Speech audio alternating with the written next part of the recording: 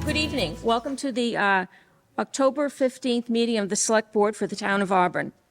This open meeting of the Town of Auburn Select Board is being conducted both in person and remotely, consistent with Chapter 107 of the Acts of 2022, which suspends the requirement of the open meeting law to have all meetings in a publicly accessible physical location. Further, all members of public bodies are allowed to participate remotely as long I keep as trying to get in on my other phone, but it's not going through. Can you hear me? as long as reasonable public access is afforded so that the public can follow along with the deliberations. This conference will now be recorded. For the public to join the meeting remotely by telephone, 1-408-650-3123 and access code 235-235-861. Or the public can join via computer at global.gotomeeting.com, join 2352-35861. All supporting materials that have been provided to members of this body are available on the town's website. The public is encouraged to follow along using the posted agenda. Is that Dan? Yes. Might have some of our members participating remotely today, so I'm going to do a roll call. Members, when I call your name, please respond in the affirmative. Dan Carpenter. Here. Okay. Steve Chambers. Here. Ann Kavanaugh here. Todd Corain. Present. Okay, so that means all of our votes today will have to be a roll call vote, too. All right, so now it's time for the Pledge of Allegiance. I pledge allegiance to the flag of the United States of America and to the republic for which it stands, one nation, under God, indivisible, with liberty and justice for all. All right, so next on our agenda is the public comment section. First on the list is Ginger Bateau, our town clerk.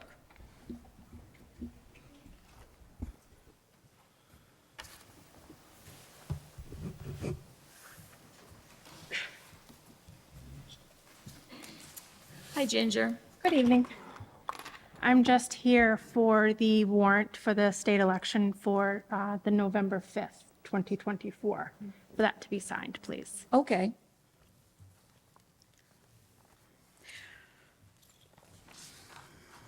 Just in one spot?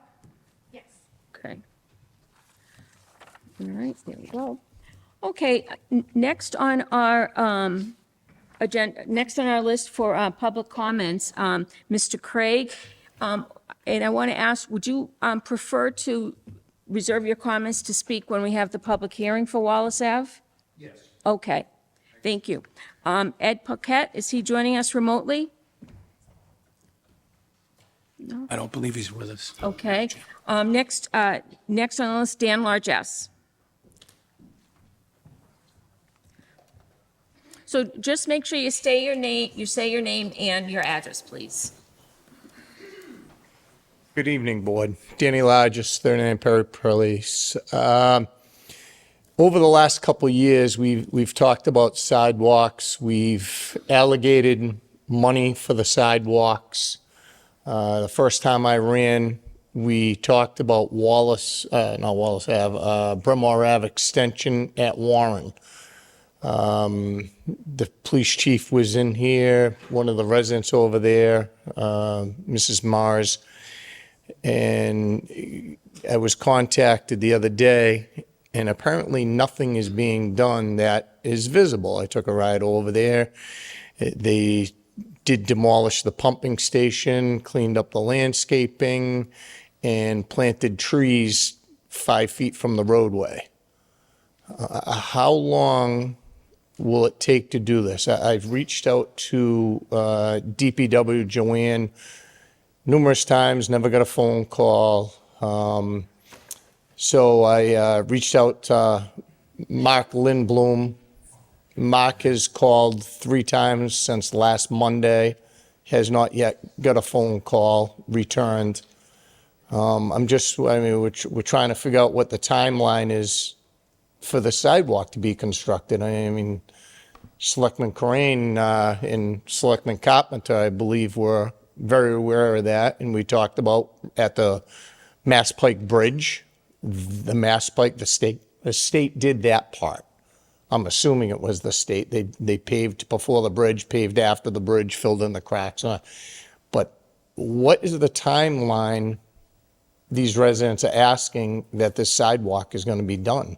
There's been numerous accidents right there at the emergency ramp at the Mass Pike. There was one rolled over there about 6 months ago. Even the police chief was in here if I spoke about it. Mrs. Mars had contacted him. What are we looking at for a timeline to get something like this done? 2 years, I think, is a little ridiculous. I mean, if somebody gets hit and killed over there, or some kid riding his bicycle, it's kind of ridiculous.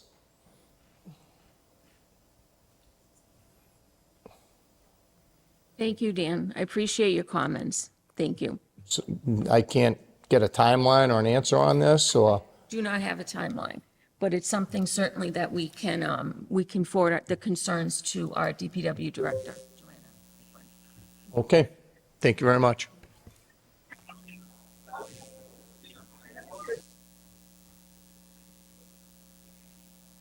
Okay, back to our public comments. Now, Jen Steinberg, you signed up. Would you like to speak now, or would you prefer to wait when we do the hearing on Wallace Ave? I'll wait for Wallace Ave. Okay, thank you. All right, so next on our agenda, we're going to look at we have a hearing for the Fiesta shows. They're looking for an outdoor entertainment license and a carnival/amusement park license at the Auburn Mall on Southbridge Street in Auburn. Do we have anyone from Fiesta Shows here? Yes, you do. This is John Flynn, Vice President of Fiesta Shows out of Seabrook, New Hampshire. All right, thank you, John. So we're going to, we need a motion now to open the hearing. Make a motion that we open the public hearing. Second. Okay, so we're going to do a roll call. All in favor, Dan Carpenter?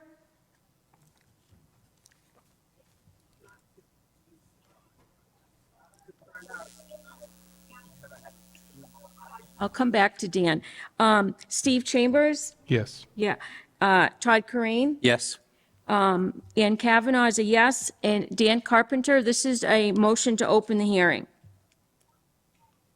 Yes. Okay, great.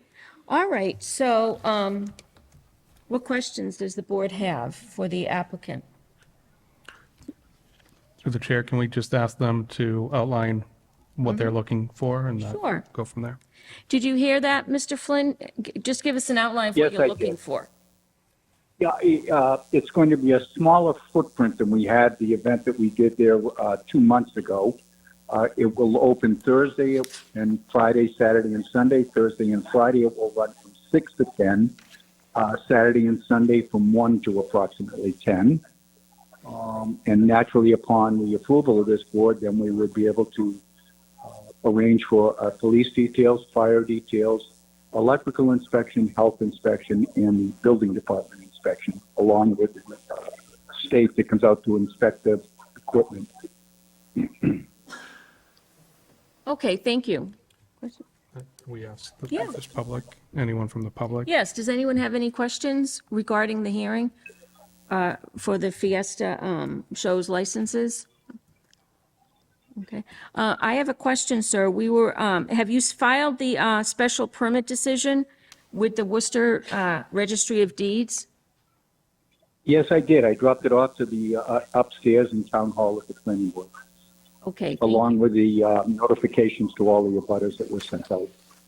Okay, thank you. Dan, do you have any questions?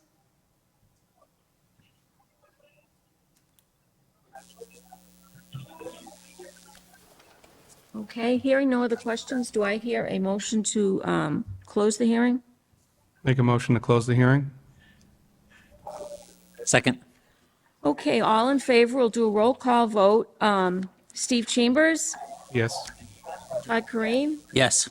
Ann Kavanaugh, yes. Dan Carpenter, motion to close the hearing?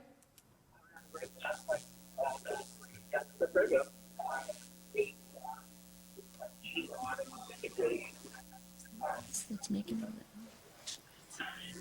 Let's go one more time. Dan Carpenter, we have a motion to close the hearing, and we're voting yes or no for that.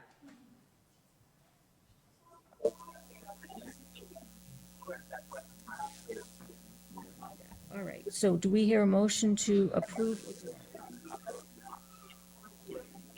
We're going to continue without. without him vote? Yes. we have to. I'll make a motion that we approve the outdoor entertainment license, provided that all applicable requirements of the state, town, and any of its departments, boards, and commissions have been fulfilled. Said license is subject to all conditions stated upon it. Failure to comply with any and all conditions shall invalidate the license and render it null and void, with the conditions of the DCG to be placed upon the license. Second. Okay, all in favor, this is a roll call vote also. Steve Chambers, Yes. Todd Kareem, Yes. Ann Kavanaugh is a yes. Dan, this is a motion to approve the license, yes or no? You just said you can hear me, so I think he's. I think it's because this one talking. Yes, he's having trouble, we're having trouble hearing him, so. Is the volume all the way up? Tell him to try it again. Can you try it again, Dan, voting yes or no to approve the license?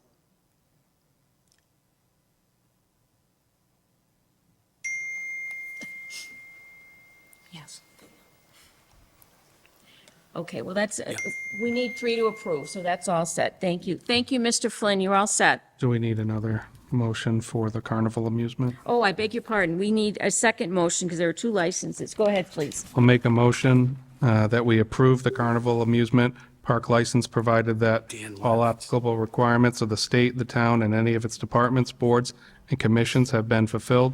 Said license is subject to all conditions stated upon it. Failure to comply with any and all of the conditions shall invalidate the license and render it null and void, with the conditions of the DCG to be placed upon said license. Second. Okay, all in favor, we'll do a roll call vote. Steve Chambers. Yes. Todd Kareem. Yes. Ann Kavanaugh, yes. Dan, yes or no for approving the second license? I think he just logged back in. He did log off. Can you guys hear me now? Is that a yes? Danny, you on the dashboard? Can you hear us? I can hear you. Can you hear me? Yes, we can hear you now.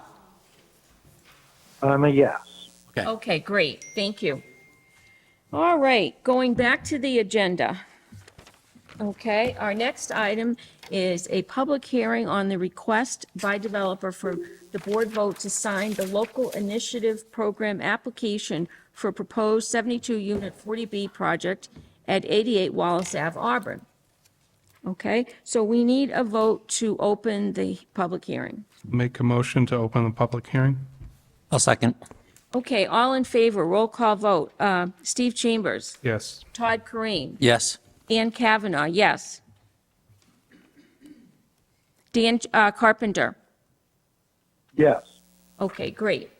So there are some people, Madam Chair, can we have Sotia, the developer, come up? oh, yes.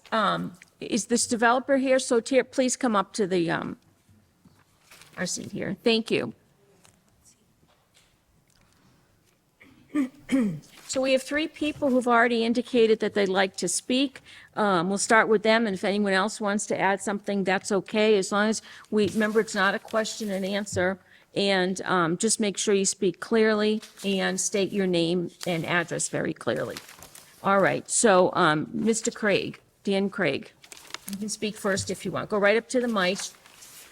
Yeah, At some point, we got this by email. Can we Yeah. get this into the record? sure. Good evening, and my name is Dan Craig from 90 Wallace Ave.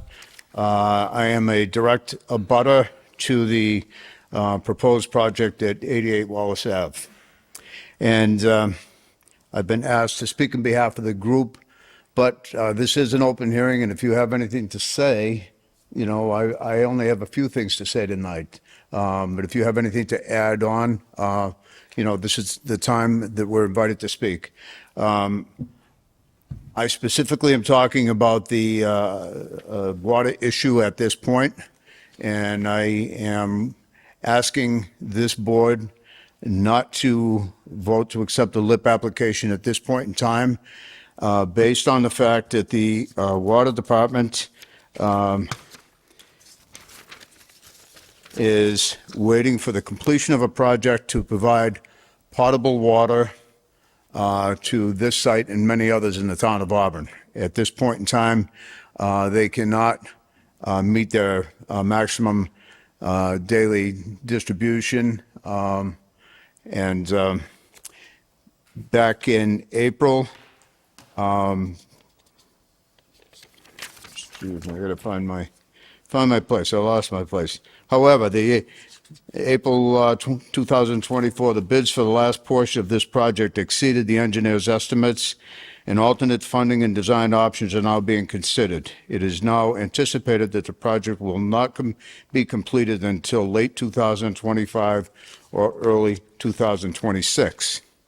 In summary, the district's approval support for the 40B project is conditioned upon the timeline of the Worcester interconnection or the startup of the South Street treatment plant, whichever is completed first. The district would be unable to meet the MMD of its existing customers, not including the proposed 72 residential unit with the Church Street wellfield offline, and this condition will continue until either the Worcester interconnection is completed or the South Street wellfield is back online. The district appreciates that it is a modification of the March approval. However, the construction delay necessitates the district amend its decision. So I'm asking this board tonight not to act on the approval of this LIP application. Thank you. Thank you. We had another individual who signed up to speak, Ed Paquette, and we're thinking he might be participating remotely. Ed, are you available? Okay, not seeing him. I think we have next Jen Steinberg.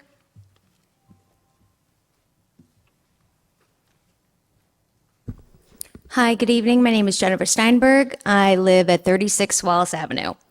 I am speaking about the 42-unit proposal. So currently, Massachusetts is a right to shelter state, which I assume members of the board do understand. For anyone who doesn't understand that, that means that anyone who comes to our state seeking refuge is provided that refuge.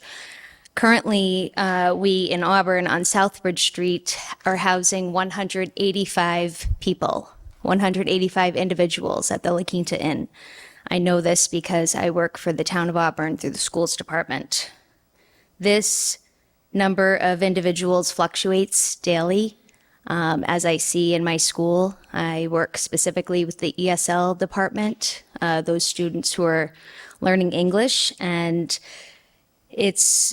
I'm the single person in my building who assists these students directly for them to learn English, which is my main language. I remember a little bit of Spanish from my past, but not all languages. This puts incredible stress on the school system already. Stress on the fire department, the police department, the EMS department, and of course the schools department.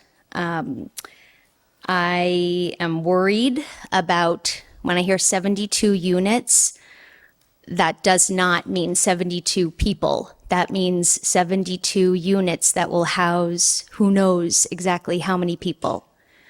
I see that as a huge strain on our town, on the infrastructure of this town, that in my 20 years of residing here, there hasn't been much in terms of infrastructure.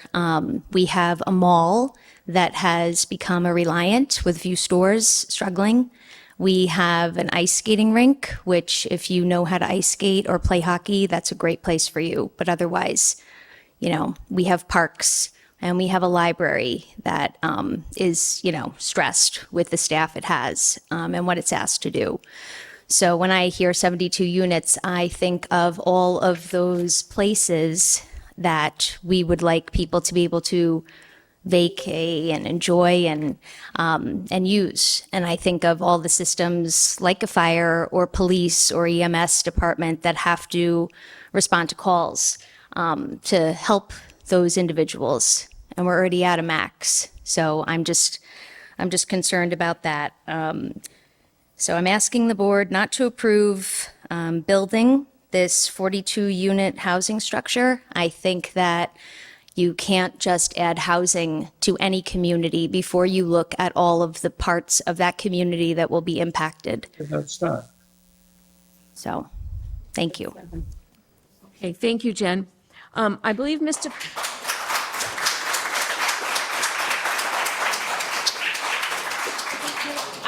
Ed Paquette has joined us, and you were on the list. Would you like to speak? Yes, I would.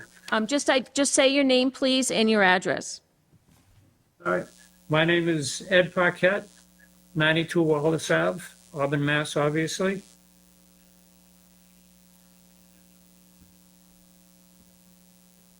Are you all set? Yes, please continue. Here. All right. First of all, I'd like to thank everyone who could find the time to attend this meeting and also point out that there are many more who could not make it tonight. Tonight, we hope that the Select Board has reviewed all the information we have provided them and does not provide a letter of approval for this project. I would also like to quickly go over some of these important issues so that all in attendance are aware of them. The Water Department, item number 1, I should say, Water Department has rescinded the approval of this project as of July 18, 2024.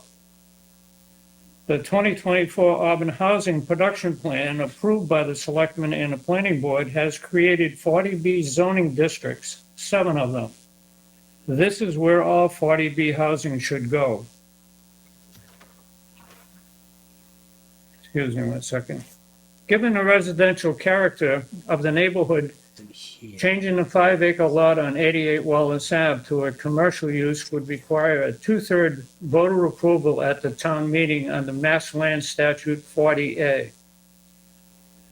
Auburn has also been designated as a compact community, which gives the town the right to not accept any 40B development plans. The town has not done a cost-to community survey. The Auburn 2024 Auburn Housing Production Plan and MGL Chapter 40B under statutory minima states that construction of low or moderate income housing sites comprising of more than 0.3 of 1% of the community's total land area or 10 acres, whichever is larger. Section 4.2 of the Auburn zoning bylaws requires a minimum of 6 acres for any property to be considered for development. This property is not either. Everything that I'm reading to you is provided on the Auburn website. The following is from the Auburn website 40B fact sheet. New guidelines require that more extensive review of project designs and how they fit into the neighborhood context and town planning efforts. They also make it easier for communities to become appeal-proof by lowering the number of subsidized housing units they must create each year to demonstrate that they are making progress toward their 10% safety harbor goals. The progress is defined by either an increase in affordable housing units equal to at least 1% of the town's year-round housing units over the previous 24 months, or a 0.5% increase with an improved plan over the previous 12 months. This allows the town to deny or reject plans. I'll qualify that a little bit more in a minute or two. Allowing units to count on subsidized housing inventory as soon as they're permitted is issued rather than having to wait for occupancy. requiring developer compliance with an extensive audit program and cost certification guidelines. Currently, the town does not have this, but it's required by 40B. Allowing municipalities that have hearings and plans underway on 3 or more projects to defer hearings on any other additional projects, requested. About appeals. The Appeals Committee has a study on their website that shows that 69% of appeals requested are either withdrawn or dismissed.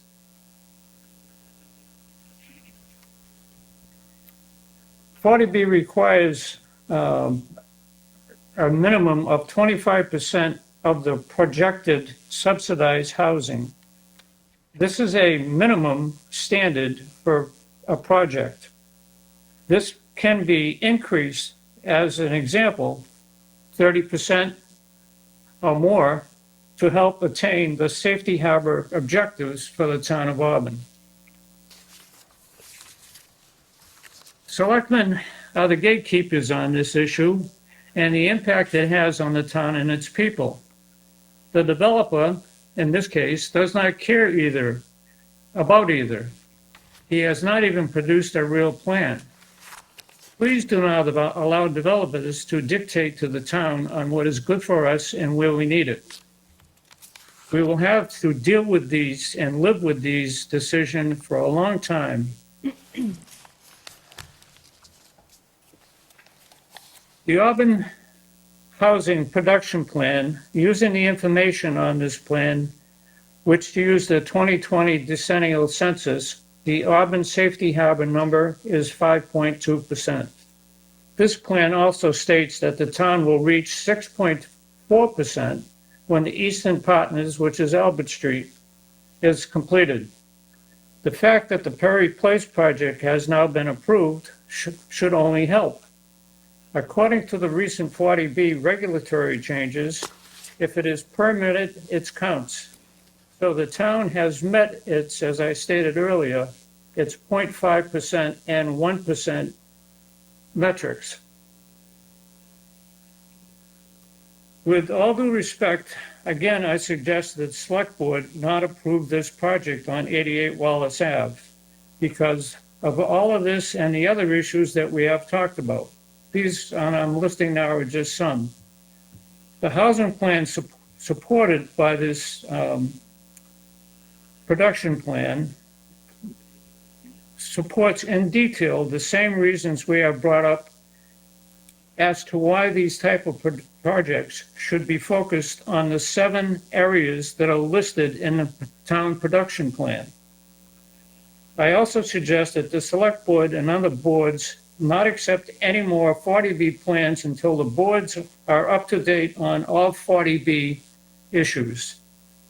Find a way to get updates or changes that come out, but mostly institute a plan for all to see how to manage this process in a way that the town has some control over it.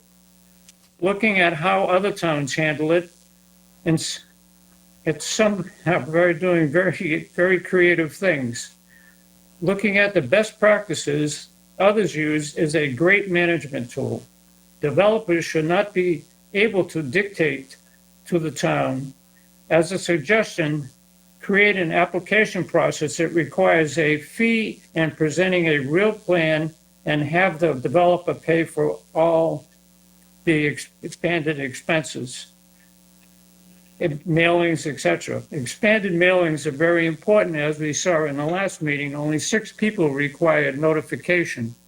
In a project like this, when we have a multitude of commercial buildings and a multitude of additional families coming into a neighborhood, it's important that more than the abutters. The abutter notification is designed for somebody that's going to build a garage, or put a new porch on, or do something small to the neighborhood, not a plan like this. This requires, which you have done, an expanded notification program.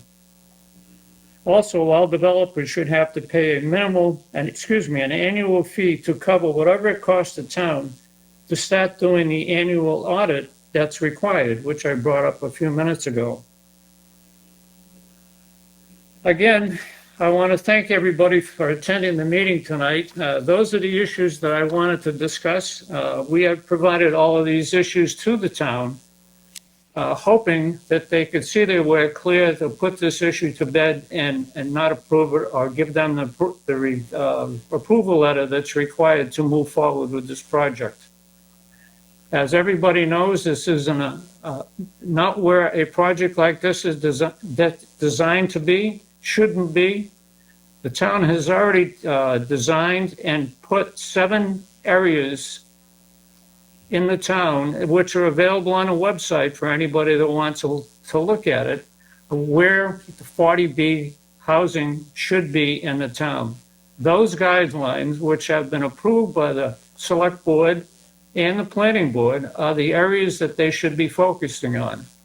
Not because somebody has a house lots they want to turn into a commercial development. It's something that shouldn't be allowed to happen.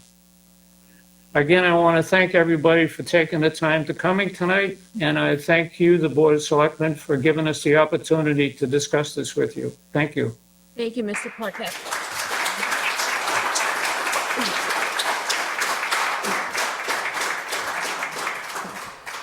Is anyone recording this meeting? Okay, what is your name, sir? Alan Rafferty. Okay, thank you. All right, going back to, we still have our hearing. Is there anyone else who would like to speak? Yes, right there.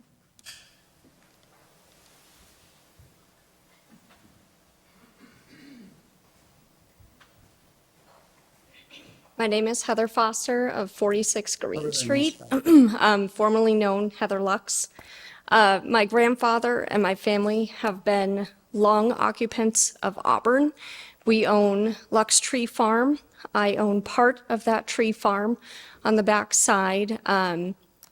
Our property goes right up to those houses that are on the inside part of Wallace Ave. My biggest concern as a mother, I have a 2-year-old and a 4-year-old who are getting ready to go to Auburn school. And I live close enough where I'd like to walk them to school every day in the event that I can. And traffic has been a challenge, especially with crosswalks. This year alone, we had one boy, unfortunately, that was hit by a car at the end of the street. And it was very traumatic. And it makes me reconsider, walking my children to school, making sure that they're safe going to school and coming home every day. And that's something that I really look forward to when I moved to Auburn and bought my grandfather's house, was upholding those values and those things that my dad did as a child and that my grandfather did living on the farm on Laurel Street. And listening to Danny talk about some of the challenges that we've had with infrastructure and organization with roads in our town, makes me, wonder, with 72 units going in on Wallace Ave and traffic going towards Rochdale Street and coming down Berlin Street onto Oxford Street, that there will be more accidents and more kids being hit, sideswiped. There won't be any bicycles at school anymore. There won't be any walkers at school anymore. Everybody's going to have to pay to take the bus if you live anywhere outside of Bryn Mawr Ave. And for me, that's something that, I know it's selfish, but it's something that I really uphold. And I think it hosts good value in our children. It gets them exercised and ready for the day. And it really contributes to academic success in a way that schooling doesn't by itself. But I would really urge the board to consider, traffic and children crossing the street. A lot of my neighbors walk their children as well, and little kids with bikes and instruments and trick-or-treating when it comes up. It's going to be a challenge for a lot of us who live in that immediate area of Wallace Ave. Thank you. Thank you.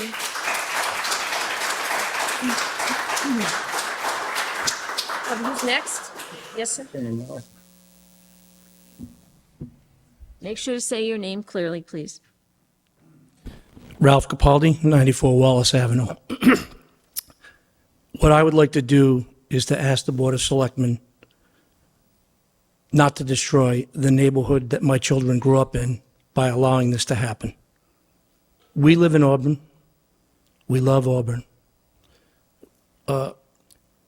If you haven't been down Wallace Avenue, I would ask before you make any decisions that you drive by, that you look at the property, so that you can decide for yourself whether or not you'd like to live in a neighborhood where there are 72 apartments, where the traffic is going to be increased, and I want you to drive up and down that road and decide whether or not you think that road can handle that traffic.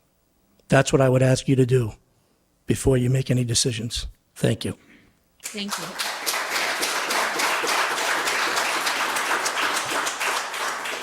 Would anyone else like to speak? Yep.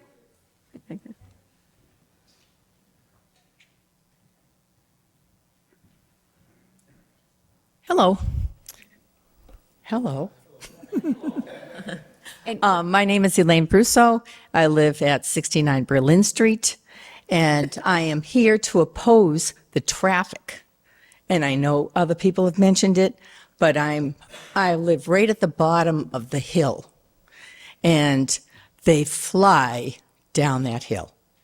And I don't know how we're going to stand another 24. Well, I shouldn't say 24 because somebody mentioned 24, but it's 72 units plus their mate and whatever. So it's just too much traffic. Right now, well, let me go back. When I moved in 1996, it was an event if somebody went down the street. Now, it's a regular occurrence.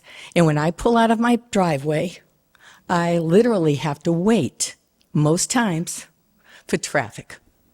It is very, very busy. That's all I have to say. Okay? Thank you. That's it.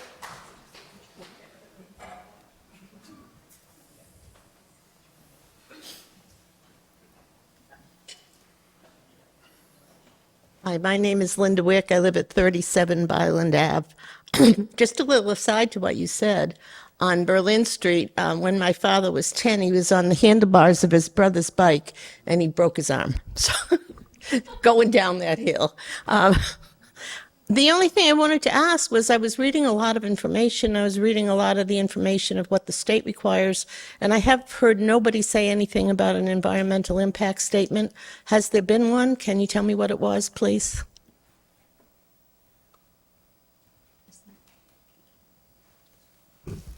I don't think it's reached that point yet. I'm going to turn to Adam to ask if he's aware of. I'm not aware of an environmental impact study done at this point.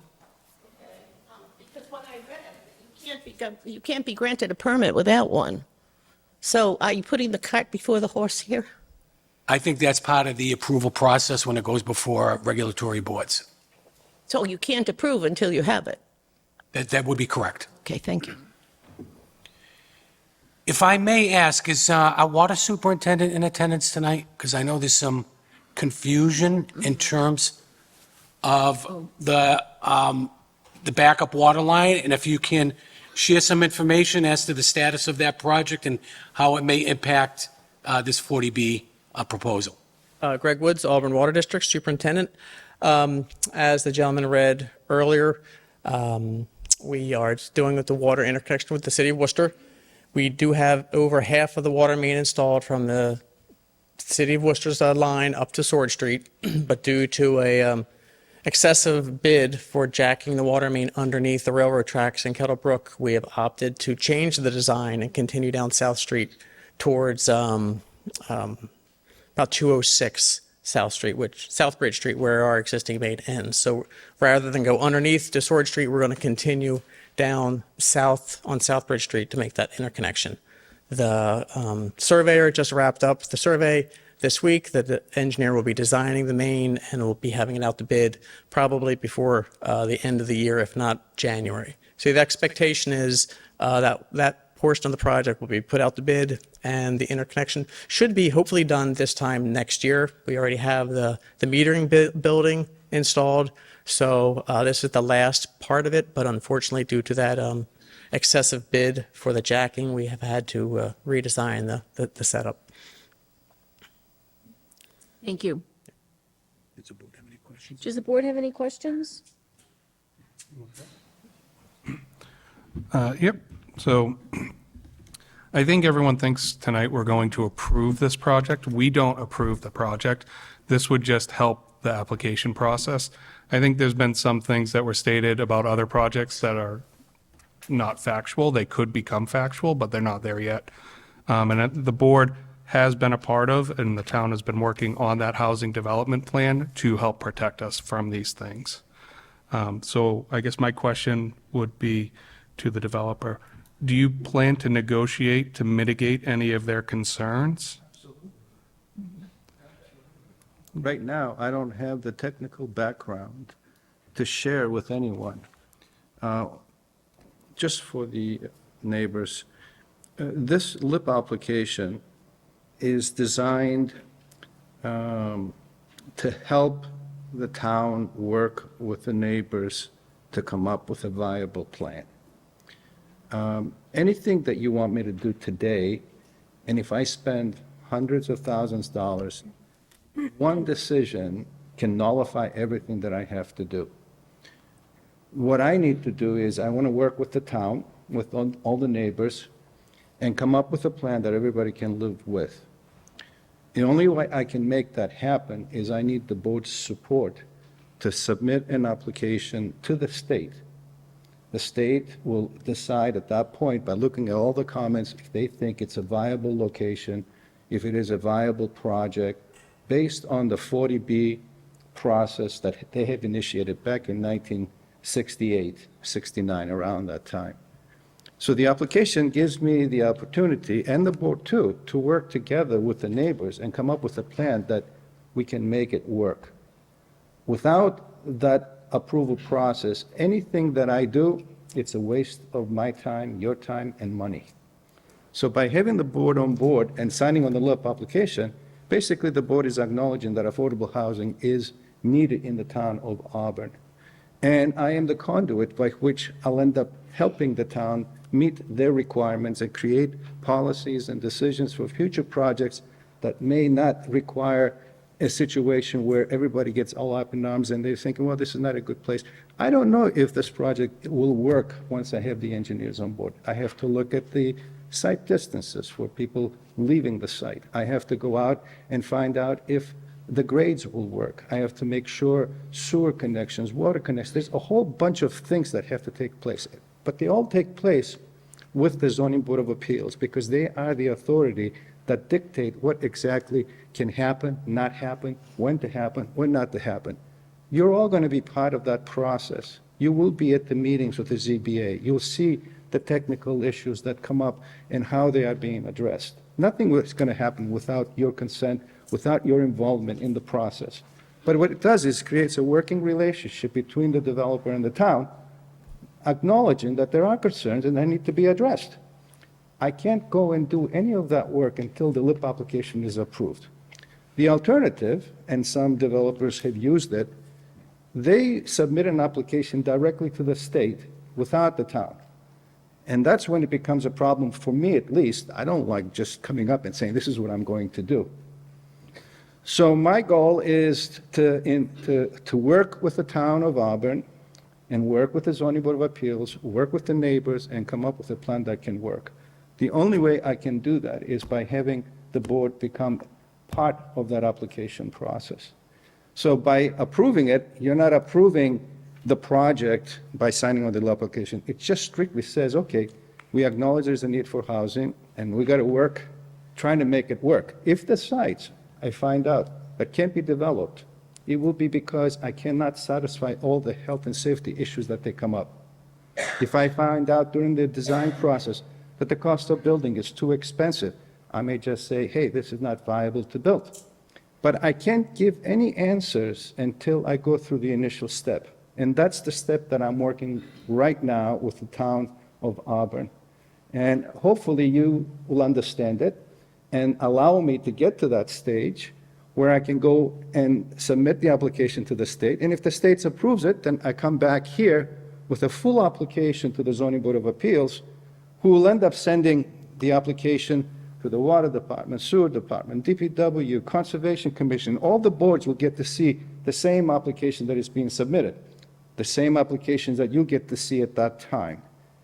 And that's what I'm here to do. You know, I came to this town, I think it was November of last year, and I have been working, trying to get basic information to satisfy a request that was made by the board. And at the time, they had asked me to make sure that there is sewer and water and a preliminary analysis of a traffic study, which I have done. But beyond that, it's just, I don't know what exactly is going to be the plan to work with. So that's basically where I'm at, and hopefully, you know, you'll give me the opportunity to work with the Board of Selectmen and through the ZBA work with you guys and come up with a plan that works for all of us. Thank you. Go ahead, sir. Could you come up to the mic, please? What's your name, sir? Douglas Lassen, 134 Wallace Avenue. The fact that this is even being considered is just absolutely crazy to me. Like, we have a single family home neighborhood of like ranch homes and cape houses. To even suggest to put this monstrosity in the middle of our neighborhood is just completely disrespectful to your residents here. To even consider that is crazy.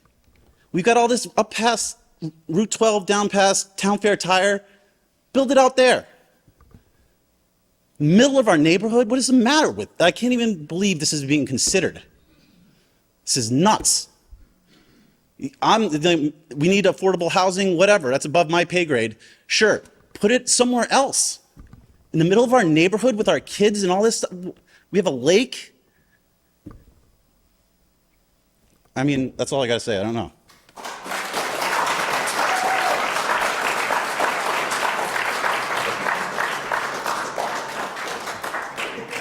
Steve, do you just want to continue on your initial question? So one thing that this board can do is ask if you'd be willing to increase the amount of affordable housing should the project get approval. I know you're at the state minimum, but would you look at possibly increasing that? I would consider anything that this board and the neighbors are asking me, as long as it's viable to make it happen financially.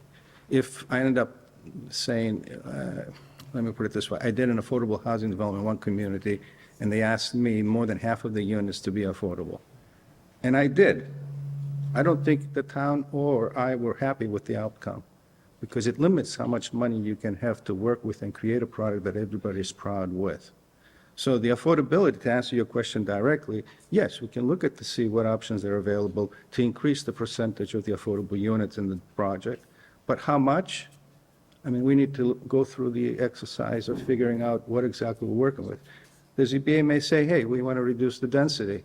Reducing the density could have an impact to the number of affordable units that can be built in order to make it financially feasible. But to your point, the answer is yes, we can take a look to see if we can have more affordable units. Mr. Crane, questions? Yeah, I just have a couple questions. Can I just get clarification from the Auburn Water District? We have emails and a letter indicating that your viewpoint is that this can, that your water service can provide the necessary water here. But then we've heard from testimony that that was rescinded. Is that the case, or does your initial statement still stand that you can provide the water for this project?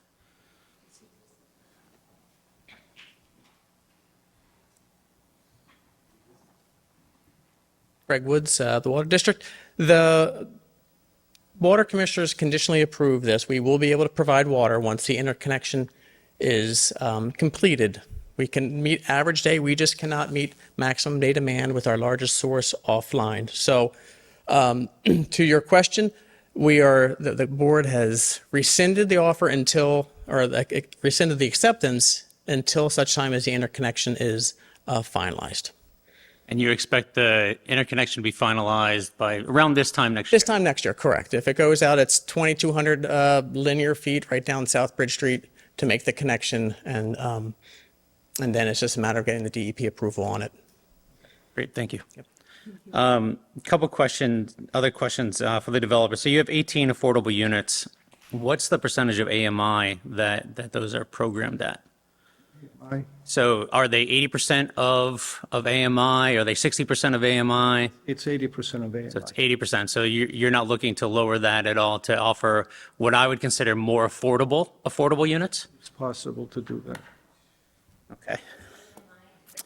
Annual minimum, annual maximum income. Yeah, it's the average median income for the area. The affordability that for 40B is that you set the 80% of AMI is where it becomes quote unquote affordable for his units. So if you look at the pricing that he has there, I think his affordable units will start around $1,600. A lot of people don't consider that actually affordable, including myself. When we're talking about affordable units, that's why I'd like to see something closer to 60% AMI that would drive those down and actually be real affordability. By the way, those rates were done before HUD maximum income limits have been raised. Right now, a two-bedroom unit leases for about $1,802. The affordable or the non-affordable? Affordable ones. The affordable will be 1,800? Well, I have it at that value there, but that value that we presented to the board could be at the 60% level because of the pricing that I have provided. So you're going to be sticking with the pricing that's in here regardless of where it falls in the AMI? No, the answer to your question would be, do I want to consider putting some that are at 60%? And the answer is yes. Whether or not I can stick with those numbers, a year or two or three down there, because the whole process is not going to happen overnight. I understand that. The zoning board of appeals, they're going to have their own consultants that I got to be paying for to review everything. It might be a year, it might be 2 years, it might be 3 years to address all the concerns the ZBA has. So it's not a process that's going to happen overnight. It's something that takes time. Right. My concern is that the LIP application that we're signing says 1,600. Yeah. And if that's not an actual number 2 or 3 years from now and that's 1,800, then obviously the town's not getting it. Everything gets proportionally changed, In terms of we've heard concerns not just tonight, we've heard it from the residents consistently on safety of the roadway, on its ability to sustain a large development like this. Your own consultant, as part of the initial scan, said that it could support it, but they recommend safety improvements be further investigated.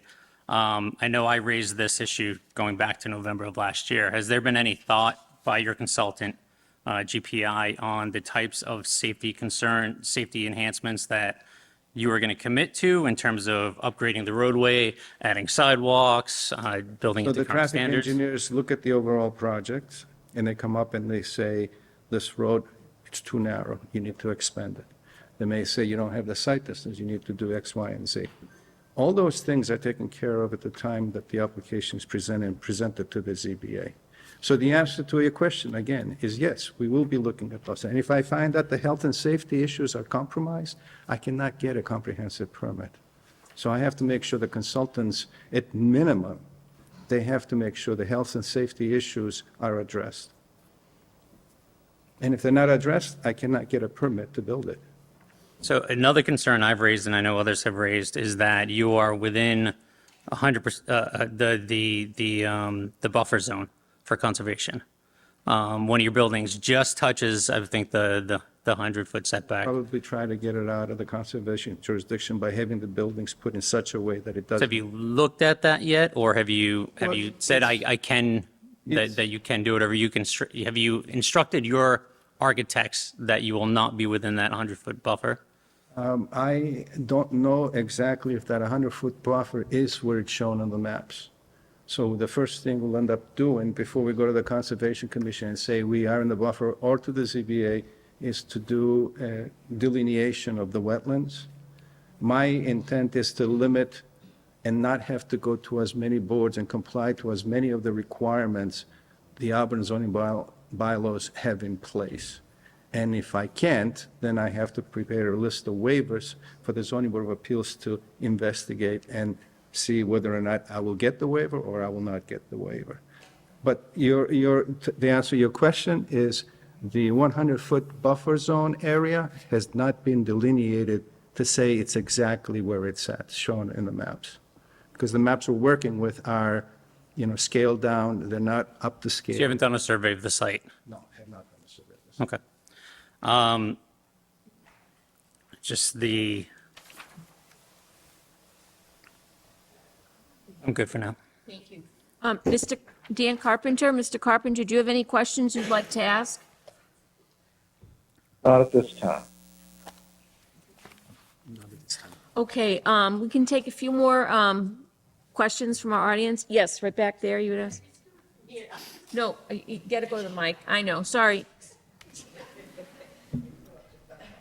We just want to be able to, this is a recorded meeting too, so we need to have a record. Linda Wick, 37 Byland Ave. Linda Byland Wick. I'm just confused. If you don't sign this letter, is the developer saying that he just turns around and goes to the state, or what happens? I don't understand what happens. That's number one. And does the developer own the land now? No. So there's no consideration of for the town trying to buy that land for conservation. Has that ever been considered? Thank you. Oh, could you answer that first question? Yeah. 'Cause I don't- Madam Chair, can we ask the planning director to answer that question on the 40B process? Or Adam, would you come up, please? So I think before our town planner takes a swing at that question, in a prior meeting, it was stipulated that the land was in chapter land, which would have allowed the town the right of first refusal. We did take a look at that. This parcel of land under consideration for this development is not recorded in chapter land. Therefore, the town of Auburn does not have the right of first refusal. So I think there's some other land in the area that may be in chapter land. This parcel proposed for this project is not. Okay, thank you. Adam?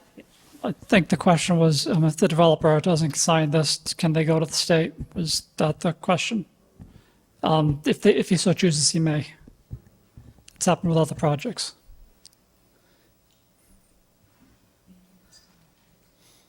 Can I just ask the resident if that answered your question? Okay. If the board does not sign the LIP tonight or the next or on a future meeting, the developer, if they choose to, they may still go to the state.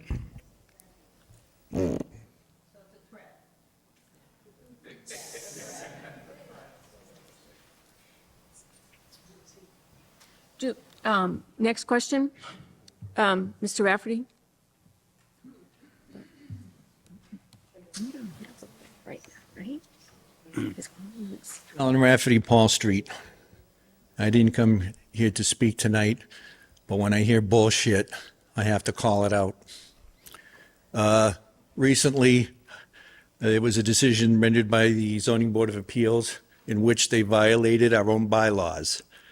So if you think your planning boards are here to defend you, they certainly didn't defend this poor lady who just wanted the town to enforce their bylaws. Second, there was a recent planning board meeting where the planning board members voted against a project. The next meeting, they came, and then they were threatened with a lawsuit, said, we're going to take you to court. They came back at the next meeting and said, oh, town council said, we're going to be sued, so we're going to change our mind. We're going to approve the project. In addition, they were told by town council that they personally could be sued. I really don't think that is real. You can't sue an individual member of a planning board. They're protected by the town. But in either case, if you think these selectmen and their board appointees are going to have your best interests, you're kidding yourself. Thank you.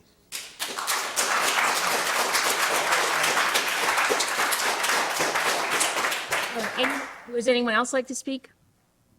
Yes, sir. Yep. Yes, I do. Is that This is Ed Paquette again. Is it okay if I speak? Yes. Okay. I just want to say a couple of quick things. One, this piece of property, one of the people spoke to, asked a question earlier about the, if it was 60A or who owned it. This piece of property originally belonged to the town. It was given to the town by Mass Electric to be used as open space and recreation for perpetuity. Now, how can we imagine that this piece of property now ends up with a developer? What happened there? That this other gentleman was just on talking about BS. There's a long trail of what happened to this piece of property, and I think everybody should do due diligence and look into what happened. And I think there's, from certain individuals on this dais, there's a little bit too much pro-developer going on here. We've given you all the reasons why you don't need to develop this piece of property. You don't need it. There's no reason to give this gentleman this letter of approval because that starts the process. If we don't give him this letter of approval, everything else you're talking about goes away. This should be denied. Tonight, whenever you're going to do it, we should not give this letter of approval to this developer. Nothing good will come of it. All the promises he's making, as he stated, revolve around him making money. He doesn't live in the town. He doesn't care about your neighborhood. All he wants is the property and to build a lot of houses on it so he can turn a profit, which makes it commercial. You don't want commercial land in your town. It just doesn't work that way. And all we're looking for tonight, we know that the Board of Selectmen aren't going to give him approval to develop it, but you have to give him the approval to move forward. All we've said tonight is that you should not give this gentleman the right to move forward with this project. If you're going to put 40B in the town, put it in the 7 areas you've already dedicated for 40B construction. Shouldn't be going into this neighborhood. Everybody that, if you talk to in this town that he hasn't been able to make the meeting, there is no need for this project and nobody wants it. It shouldn't be considered. I know I'm being redundant, but I've heard too much tonight about all the things that are going to stop it, except the only thing that's going to stop it is by the board not giving this letter of approval. Okay, thank you, Mr. Paquette. Thank you.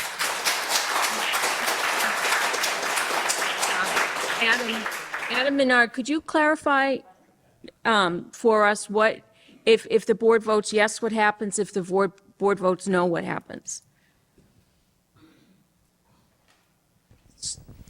So if the board votes yes, then the developer will go to the state with the co-signed application to see if the project meets the state's eligibility requirements. If the application is not signed, the developer may choose to still go that route and see if it meets eligibility. The LIP is designed to enable the developer to work with the town so that both sides have some benefit and can mitigate effects. All right, thank you very much. There was one question out in the audience. Yes, sir. And then just a couple more after that, I think.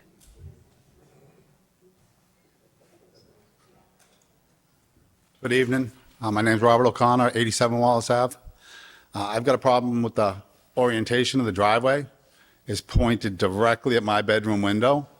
It's a downhill driveway, and I'm on a downhill lot. All I can see is a car coming over the bank, and maybe it won't reach my house, maybe it will. Maybe it'll hit my cars that I park right there. I don't see how you guys can point 150 cars at my house during a snowstorm or an ice storm. This is kind of ridiculous. That's all I got to say. Thank you. Someone else maybe who hasn't spoken yet? Someone online? Dan, would you like to speak? I just had a question, Madam Chair, through you to the town manager. If we approve the LIP application, how does the negotiations proceed? Because in the past, we had negotiated ahead of granting approval. And second part of that question is, if we say no, does that forestall us or the ZBA from negotiating with the developer? Great question, Mr. Carpenter. What I can say is in the past, we've had direct negotiations with the developer in advance of that vote of the board. Quite honestly, I think that is probably the recommended way to go if the board were to consider that, because now we've identified some of the concerns that are raised through this public hearing, and how we're going to address it and mitigate it with the developer is part of that LIP agreement. Do you have another question, Dan? Just if we decline to partner at this stage in the process, does that stop us from having a conversation with the developer as a community to try and negotiate? I would say that would be up to the developer, certainly. If there were a no vote tonight, as indicated by the town planner, then the developer could always file directly with the state if he so chooses. We have no control over that. Okay, thank you. Yeah, Mr. Craig? I just have one other question. Other than the meetings that this board has held, have you had any meetings or tried to organize any meetings directly between yourself and the neighbors to discuss this project? I think I offered it to Dan because he's the representative of the neighbors. But if we didn't have one yet, but if they want me to have a meeting with them, I have no problem doing that too. It's up to the neighbors, you know.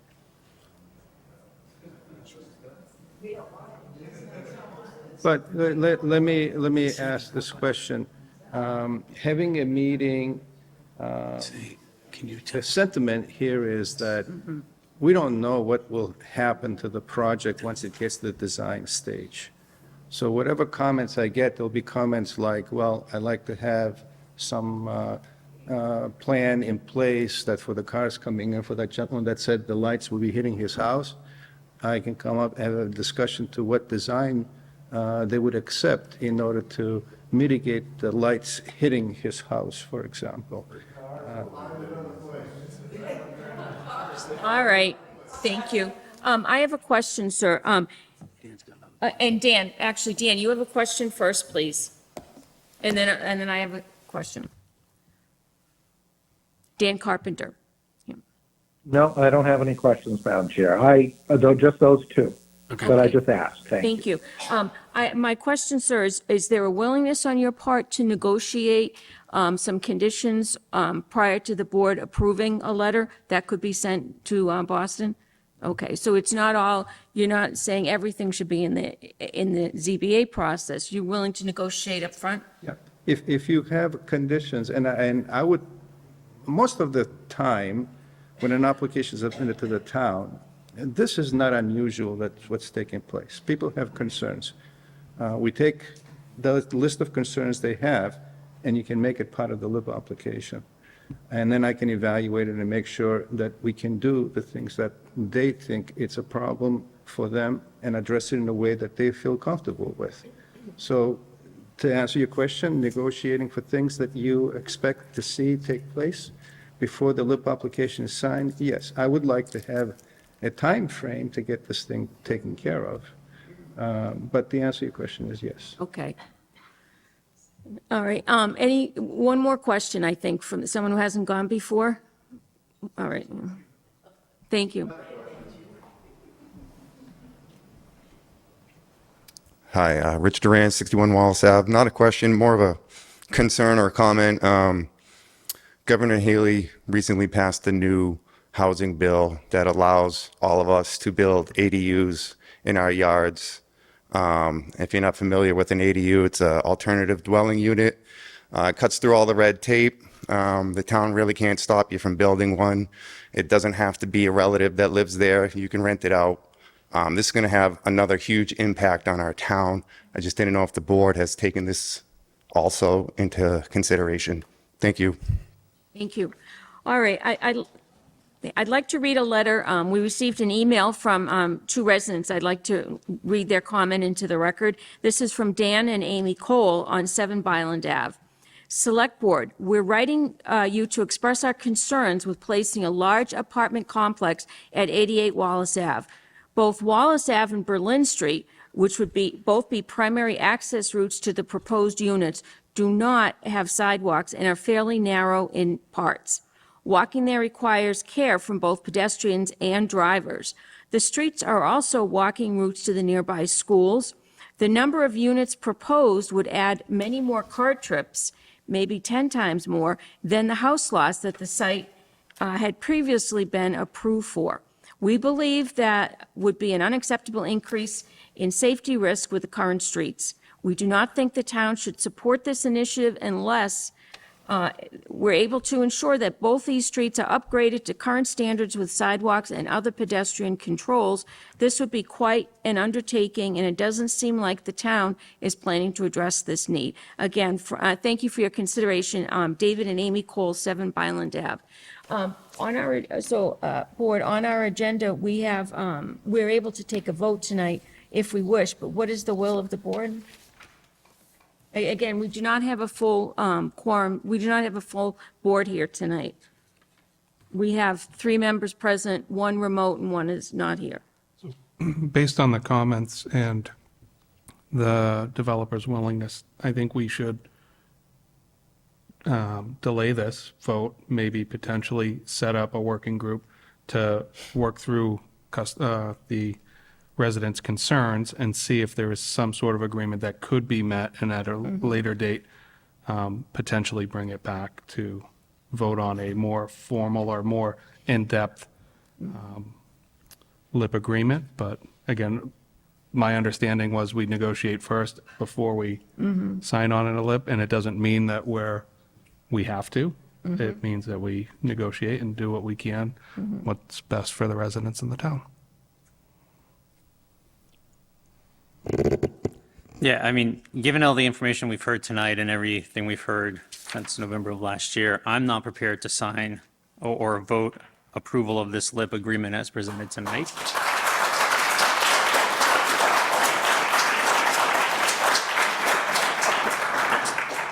You know, there's no doubt that we need more housing in central Massachusetts and more affordable housing, but I don't think, you know, but it should be the right size, the right location.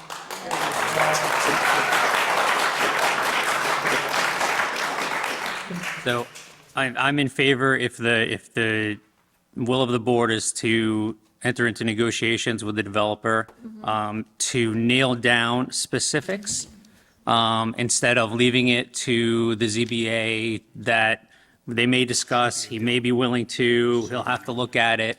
I want to see hard commitments before I would vote for something.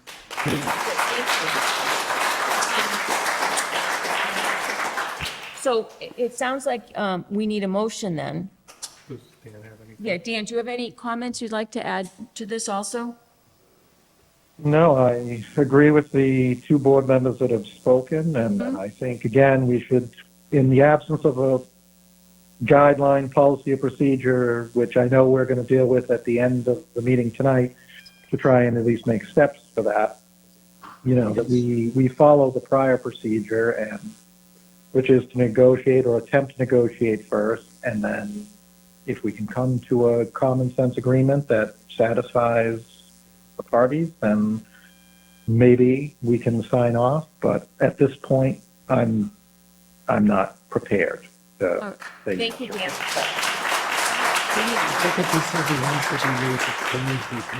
Okay. I don't know if you can take that vote tonight because we didn't notify the general public of That we're going to vote. So we may have to carry that over to the next meeting. I'll make a motion that we carry this to a further meeting. I don't know if the next meeting's the right one. Do I need to specify that timeline?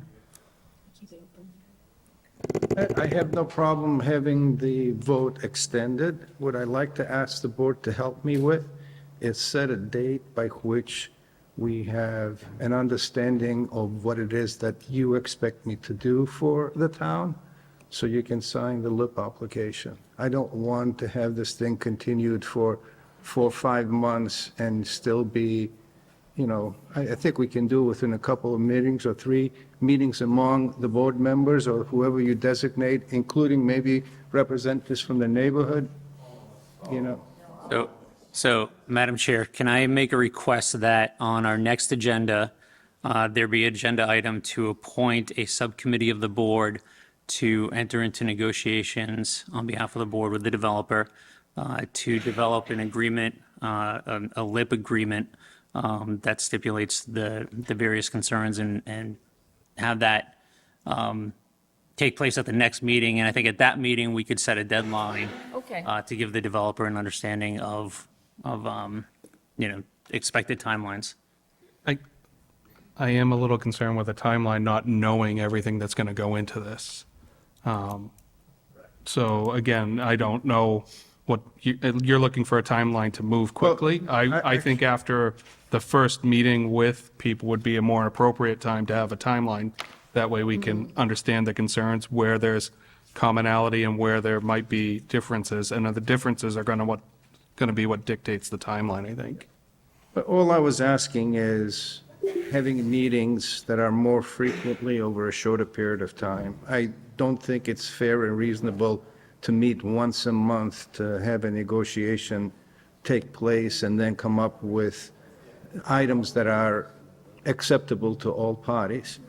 If we can commit ourselves to meet once a week, if it takes 4 weeks, 5 weeks, 6 weeks, at least we are getting to the point that we have some understanding of what the terms are going to be. That's all I was asking. So it sounds like at our next meeting, we can have on the agenda a notice that says that we are going to take a vote to create a committee. And then at that point, we should be able to set up some times to negotiate with you. Okay?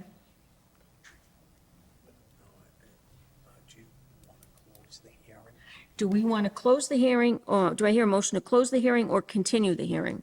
So I'm going to make a motion to close the hearing at this time.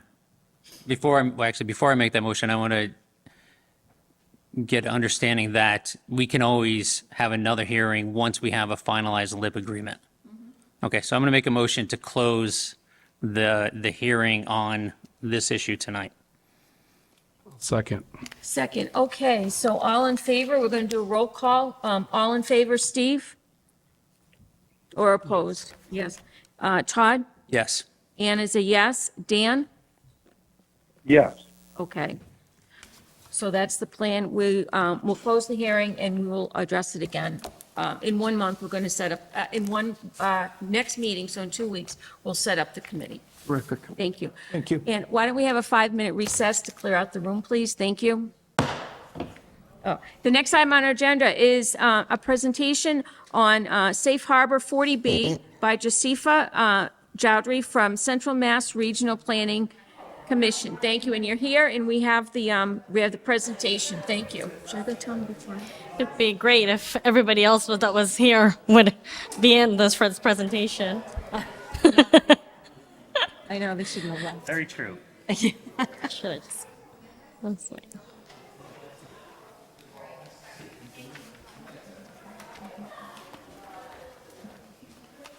Sorry. Great, thank you. Yeah. Okay. So this is going to be a housing presentation in regards to Safe Harbor and comprehensive permits in Chapter 40B and understanding the clarity of it. Sorry. My name is Josefa Chowdhury, and I'm from the Central Massachusetts Regional Planning Commission, and I'm a regional housing coordinator as well. And I work with the town of Auburn in terms of helping them achieving their housing needs. So again, we're going to talk about today Chapter 40B and the comprehensive permits and going into Safe Harbor. So to start off, I would like to start off with the definition of Chapter 40B and what it is. So every municipality in Massachusetts must obtain at least 10% of its housing stock being deed restricted as affordable. So that makes housing or households that are earning less than 80% AMI, which is the area median income, to go into that 10% aspect of it. And Chapter 40B provides opportunity for developers to bypass local laws that are under the 10% threshold. And then Safe Harbor would give these options and relief for towns that are under pressing these 40B needs. Again, kind of we have a developer that came in, since Auburn is under the 10%, this is an issue that is going on with it. Would be kind of fun if everybody that was here in the present, but yeah, to understand what's going on with the whole process of it. So comprehensive permitting and safe harbor. So in municipalities, again, where there's less than 10% of their housing stock deed restricted, the developer can bypass it. So in this process, I think he had his 25% labeled as affordable, which was how many units was it? 18. 18 units. So those 18 units would be considered in that 25% of its stock. And then comprehensive permit does not waive permitting requirements such as building permits, state highway accessibility and water waste disposable permits and state codes, state building codes. And a community can deny a developer a comprehensive permit by claiming safe harbor once they are approved, once they have an approved housing production plan, which Auburn does. And they have an increase in their affordability of their housing stock at least 0.5% every year. And the town over the year will go 1% and then 1% in the half of the year and then 1% after the 2 years. Kind of complicated with the numbers a little bit. So for the subsidized housing, what does Auburn have and what do they need to get towards? So this is 2020 census, and this is also what is in the housing production plan. So there are approximately 6,879 units, which are the calculations, and then the number of units that the Auburn's SHI, which is the subsidized housing inventory, is at a 5.24. So that's 366 units. So for the 10% goal, the town approximately needs to reach 678 units. And I believe this year, or the year that's coming up, there needs to be 35 units. So does that make sense to everybody, hopefully? And then how is Auburn doing in compared to its neighbors? So not too bad. Working with other towns, it's not doing too bad. Yeah, so Auburn is kind of, as you can see, we're at, or you guys are at 5.24, like Worcester is at a 12%, Oxford is at a 7.4, et cetera, et cetera. So what does affordability look like? Because everybody looks at the term affordable housing and it's like, what's going on? So when you're looking at the area median income in Auburn and Worcester, this is what it is. So for someone who is having at an 80% AMI, that's one person making $65,000 approximately. So college graduate coming out of college, going ahead with it, that's what it could be. So you can kind of see how that plays out. Because I remember Todd was asking the developer about what is affordable and what's going on with it and what percentage is the 80% and the 60% in that terms. So then the population and households in Auburn. So here's just an outlook of the median age, the median household income, and how the statistical aspect is for Auburn. That's there. So the housing characteristics in Auburn, there's about 6,750 occupied units. 82% are owner occupied, 18% is renter friendly, or renter occupied, sorry. The vacancy rate, which is at a 3.6. In a healthy market, it's between a 4 and a 6%.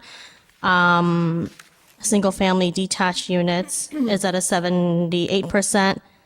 The household value is around 290,000, 95,000. Medium households are sold at 402, and the median price of condos are at 375. sorry, 327. Please excuse my dyslexia. Cost of living. So about 62% of respondents reported they're spending more than 30% of their monthly income on mortgage, rent, and properties and everything along that line. Usually when you look at an aspect of how housing costs should be, it should be under 30%, or it should be about 30% of your cost should go towards that. You're seeing that now that there's a shift in change, a lot of households are becoming, as like people say, like house poor. Like a lot of their mortgage and a lot of their rent money is going towards paying like your mortgage or your rent. Like you can't really afford anything else given this economy. And then 28% of respondents are finding it challenging in affording a house, and about 30% qualify for affordable housing based on the income and based on the number of people that are there. So there is a need and a demand for affordable housing, and we've gone and seen in the previous slides what that would look like. So what options does Auburn have in fulfilling housing needs? Engaging with developers for 40B options is one input, and then the housing production plan that is there, encouraging residential development types with modest density, such as townhouses or cluster home developments or small scale development, which we call as the missing middle, because we see single family houses with large lots, or we see big developments. There isn't anything that's in the middle that is friendly, that is first-time home owner friendly, and things along that line. Concentrate new housing or readaptive use of existing buildings that are already there, like an old mill or anything along that line that is already there that can have the integrity of the town and go in that route. Pursue reliable sources of affordable housing and having something like an affordable housing trust, having community preservation and using CPA money along that line, and having zoning that would diversify housing would really help with this. So here are some resources. If there's any questions, please let me know. Thank you. Board, do you have questions? Yeah, if I may, thank you for the presentation. I just have a couple of questions that I want to get clarity on, and I share your opinion that I wish the vast majority of the people that were here previously stayed for this. Maybe we do this first next time before the public hearing to keep them captive in the room. You heard one of the residents say that being designated a quote unquote compact community gives Auburn the right to reject 40B applications. That's the first time I've heard that. Is that true or no? I believe that's not true. Right now, it's just going towards that safe harbor unit, and then kind of taking baby steps is how it's, as I would say, it's put. And I think we are going to reach, I think we are going to reach safe harbor. The next couple questions I have. Frank, can I just comment on that? Follow up on that? That's one of the questions we did ask Phil DiMartino. Yeah. When we had a conversation with him on September 30th, specifically because we were a compact community. Does that exempt us from the requirements? And he said, absolutely not. I don't know where that's coming from. So that is not true. The fact that we are a compact community does not give us any reason to deny 40B project. So, in terms of... just to let you know, we had a conversation with him on September 30th, Adam, myself, and Josifa. Very comprehensive discussion. He's with the Executive Office of Housing and Livable Communities. We talked about the eligibility of safe harbor. We're not there right now, although as Josifa's highlighted on one of her overheads, all depending on the consideration for Perry Place, that may put us into safe harbor. But it's all about timing. It all depends when it happens. And I asked Adam, we submitted a letter to the state. I wanted that determination in writing on our eligibility for safe harbor. So we've been told verbally we're not eligible, but we did submit something in writing and expect something back from the state shortly. Thank you. A couple of the questions. In terms of when the units count towards our safe harbor, is it upon ZBA approval? Is it upon issuance of a building permit? Or is it upon issuance of a certificate of occupancy? So I think with our meeting, what Philip said was once, correct me if I'm wrong, once I believe it gets the approval and the town clerk's office, you can submit that in and you have a year from that date that is it's stamped, if I'm not mistaken, right? I think there are two, Adam, correct me if I'm wrong, I think there are two conditions. One, approval by the ZBA, and two, when it's permitted. Yeah. So we were told, and it's not a building permit, it's when the project is permitted. So Eastland Partners, those units were counted in 2020. So we don't have that year over year because there's such a gap. It's not when it's occupied and it's not when the building permit is issued, but Yeah. it's when the project is permitted and approved by the ZBA. With the seal of the clerk's office. Yes. I remember that because some Yes. other towns were running into that issue. So with that date that is there from the clerk's office. When that counts, if they choose not to do construction for a year or two, we get safe harbor then, but not when the units are being built? Correct. No, and again, I do think we have a need for housing, but I've been told for so long that, once they get occupancy, they count. And Eastland was a staggered thing, and that was going to save us for 10 years. Now they're saying we got to take new projects until we hit 300 and something more units. Yeah, once you hit that 10% of 600. Yeah, but the 300 units in this town is going to be very difficult to achieve. But you kind of, I guess, put it towards that safe harbor of like hitting that 0.5% at a time, slowly and gradually. And ADUs don't count anything towards If it is deed restricted. Has to be deed for restricted. 10 years. Yes. And make a note, because people always have the question, mobile homes are not considered affordable housing Unfortunately not. because they're not deed restricted Yes. to be. Yes. I want to clarify. Unless you have a lot They, that they is. are affordable housing. They are not affordable housing as far as 40B. Right. Right. Yeah, unless you have a lot that is deed restricted for that. I mean, it's going into the complicated, like, So some of the figures in this presentation, I think it's stated 2021. yeah. That's the latest data I available? believe so, yeah, because I think I've Is- taken this out of the data that was there for the housing production plan data. Because if I could find a house under 240,000 in this town, 295,000, I mean, I think a lot of people would jump on that. But that's the median value. That's, Yeah, I think that's dated in 2022. I think that's, So I guess my question is, how many units would the ZBA have to permit within the next 12 months for us to get safe harbor? I think it's 35 right 35. now. It's 35. 35, and not 35 affordable, just 35 units? Or is it 35 affordable units? So to all the Well, units, if- all the. So all the units count as affordable. Right. Once you hit, in like, so example, if this developer, just giving us 72 units, counted that 25%, the entire 72 units would be considered affordable. So if Perry Place, in theory, is approved next year, How many units would that be altogether? So 155. So all 155 units would be considered affordable. for and one we year. would get safe harbor for 1 year. 2 years. 2 years. 2 years. Because that would hit that 1%. And, all set? Yes, My thank you. question, and I'll go to you, Dan, next. My question, has the Perry Place project come back to the town, to the zoning board of appeal or Yes. anything? It has.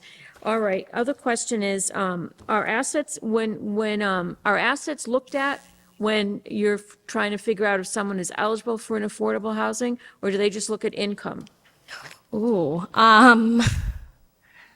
I do not know the answer to that and that entire process of how 40B properties are looked at, specifically. I have worked in public housing and in other developments in the past, and assets were looked at. but I would not know in terms of how the developer would go about the screening process.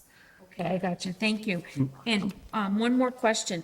Did you say that, did we hear that in-law apartments are considered affordable So again, deed restricted. if they're deed If restricted? they have a deed for that, yeah. Okay. Dan, did you have any questions? Dan Carpenter? Yes, I did. Yes. Can you hear me? Yes. Okay. I had submitted a couple prior to the meeting. Sarah said that we could do that, so I did submit them last Wednesday. So I don't know if Jasifa had a chance to look at them. I think Todd asked and Steve asked. Yes, I think you had 3 questions, right? Or 4 questions, I think. Okay, so I think, four with multi-parts, unfortunately. yeah, okay, so I think one of them was in Massachusetts process of adding units to the SHI inventory. Oh, okay, hold on. Sorry, I wrote the notes down. One of the questions was, when are subsidized units eligible to, when are units eligible to be added in the SHI? Which I think we've answered that question in the building permit issue or when it's occupant, and it just depends on how so once it's added in, it's considered there for that time being, and then you would have to hit that 10%. So I think we've answered that one. And then I think the other question was, is there an expectation that remittance,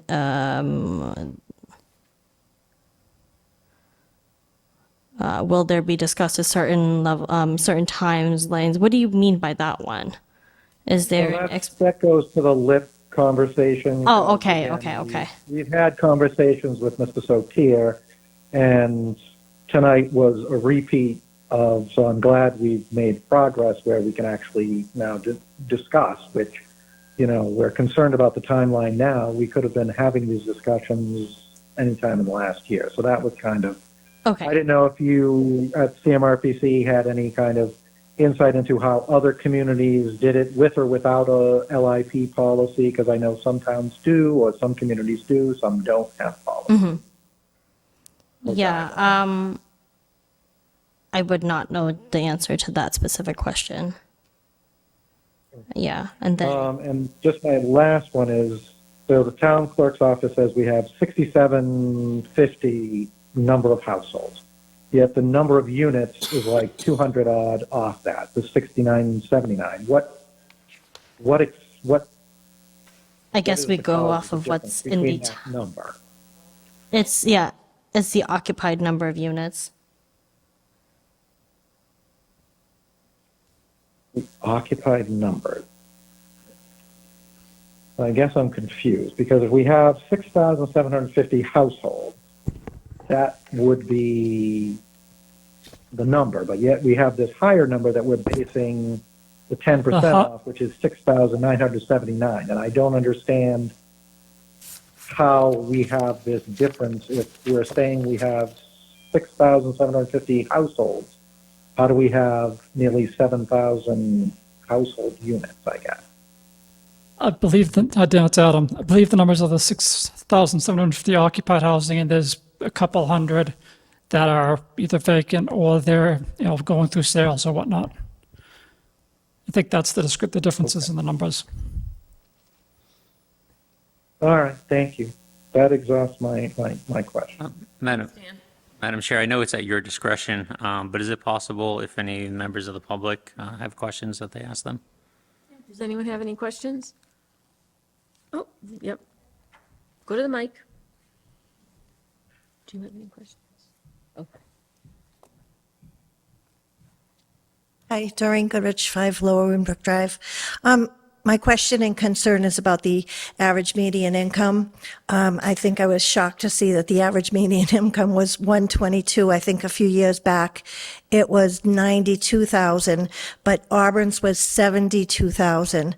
So my question is, how often are these median incomes taken into consideration, and has there ever been consideration at looking at just the town's median income? Because if you base an affordable unit on $122,000, we're looking at market rate in Auburn, and that's just not affordable. So we have to accept the 40B housing and the affordability, but they're really not affordable because they end up being market rate based on Auburn's median income. And the idea is that, people who work here and went to school here stay in Auburn and live here, or people who retire and downsize go to places like that. So, so my question is, through the chair, when can the average median income be looked at and discussed, and if possible, changed if it need be? Thank you. So that goes by, if you look, I think online, even if you just like literally Google AMI for Auburn, I know the state has a list of different things. It goes by AMI, I believe, per area. At least when I've worked in housing, that's what they end up looking into. And this is the Auburn, Worcester, like that's that area that is looked at.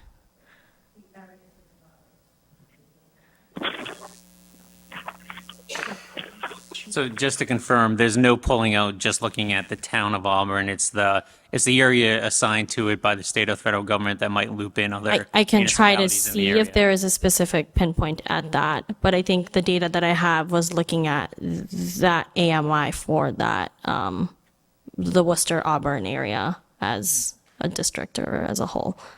And I think working previously too in housing, because I've worked at Cambridge, it looks at Cambridge and Boston. It doesn't specifically look at Boston when you are looking into public housing and housing in general too, which kind of, I see the point. I definitely do see what you're saying. I've asked that question multiple times. I'm like, I'm like, is there something just for Cambridge? Like, is there just something for Auburn? Like, it makes complete sense for it to be. But I think the data collection has to be there for that too. And in terms of the data collection part of it, I think it happens every few years. It doesn't update every year, unfortunately. If I may, we recently had to go for a bond rating review, and as part of the bond rating review, our official statement is updated with the most present AMI. Let me reach out to see how that is determined, how often it is updated, and how that stacks up against what Josefa presented tonight. Maybe there's a different reporting mechanism as it relates to housing versus other financial data that we have to provide our stakeholders. So we'll take a look at that. Yeah, and I think one thing that I will also add in is when you are looking at AMI in terms of housing, you can even look at it in terms of like what is the rental market towards that area. There's something called like the fair rental market value per houses too. If you Google that up, you'll see it. It's a HUD, which is the U.S. Department of Housing and Urban Development census data. So, yeah. Any other questions? Yep, Steve? It was more for clarification. I think it was mentioned Perry Place has come to before the board, or it's going to be before the board Thursday, ZBA.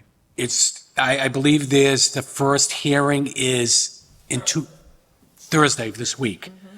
So we don't know how quickly that's going to make its way through the ZBA. At what point it's going to come to a vote, that could be before the ZBA for a period of time. Once that gets approved, and like I think Josefa said, it's recorded and stamped with through the town clerk's office. At that point, all of those units will be counted towards our safe harbor calculation. So that may be enough to at least consider delay for any future projects that may come before this board or any other regulatory board in the future. So I don't know what the outcome of that will be, but if it were to get approved, is it beneficial to delay stamping that for a time, or does it have to be stamped right away? It always has to be stamped, right, when it's approved by the clerk? So I think because we only need 35 units, regardless of when that gets approved, either this year or next year, I think that puts us in safe harbor status. It would allow us to consider delaying or deferring consideration for any other 40B project for a period of 2 years. However, if that project has already come before the town, can that project then can that project be delayed, or is there only a future one? I believe that if it were to get approved before the end of this calendar year, it gets counted. Yeah, I believe that's what he said, right? Yeah. Yeah. So I think he said it's counted for the next calendar year. We can check in on that one again. Yeah, I think there was some emphasis on the actual timing of the approval of the project. It could kick it out another year, so. Yeah, I think we need to understand that better. And then again, because if it gets approved in that year, but we have another one that's already approved and we're already, again, I'm just trying to understand, because originally I thought the 35 from Tinker Hill was going to keep us or get us eligibility for safe harbor, and now I'm being told different. So I'd like to get the facts of what it will do and understand how we can slow the growth, understand what's there. And again, just because we have safe harbor doesn't mean we don't move forward with projects in the right areas. I just don't want projects that don't fit the right areas being brought to us and being forced or told, well, legally you can't deny it, because that is very frustrating from where I sit. Madam Chair, I just have one other question. With respect to, once we are deemed in safe harbor, I know that projects that have already applied are grandfathered in and can move forward. Is that application their application to the state, or their designation that the project by the state can move forward and they've applied to the town ZBA? I believe the latter of the two is my understanding of it. But I guess that would need some, Adam, are you clear on that, or if?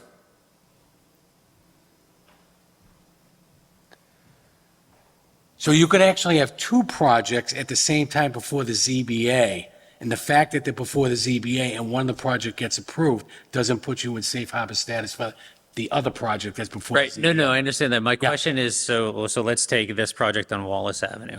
If it gets that we're getting close to safe harbor and he decides, okay, I don't want to risk this, is him filing with the state grandfather him in, or is him filing with the state, getting the approval to move forward, and then filing with the town, then grandfather him in? My understanding is applying with the town for the ZBA. Okay, so he would have to go through the entire state process, which is a 30-day or however long it is, then apply with the ZBA, and that's the only way he would be grandfathered in. That's my understanding of it, yes. Madam Chair? Yes, sir. Question? Yes, more of a ask. Can we put these questions and ask town staff to send it to Mr. DiMartino and ask him to give us his answers in writing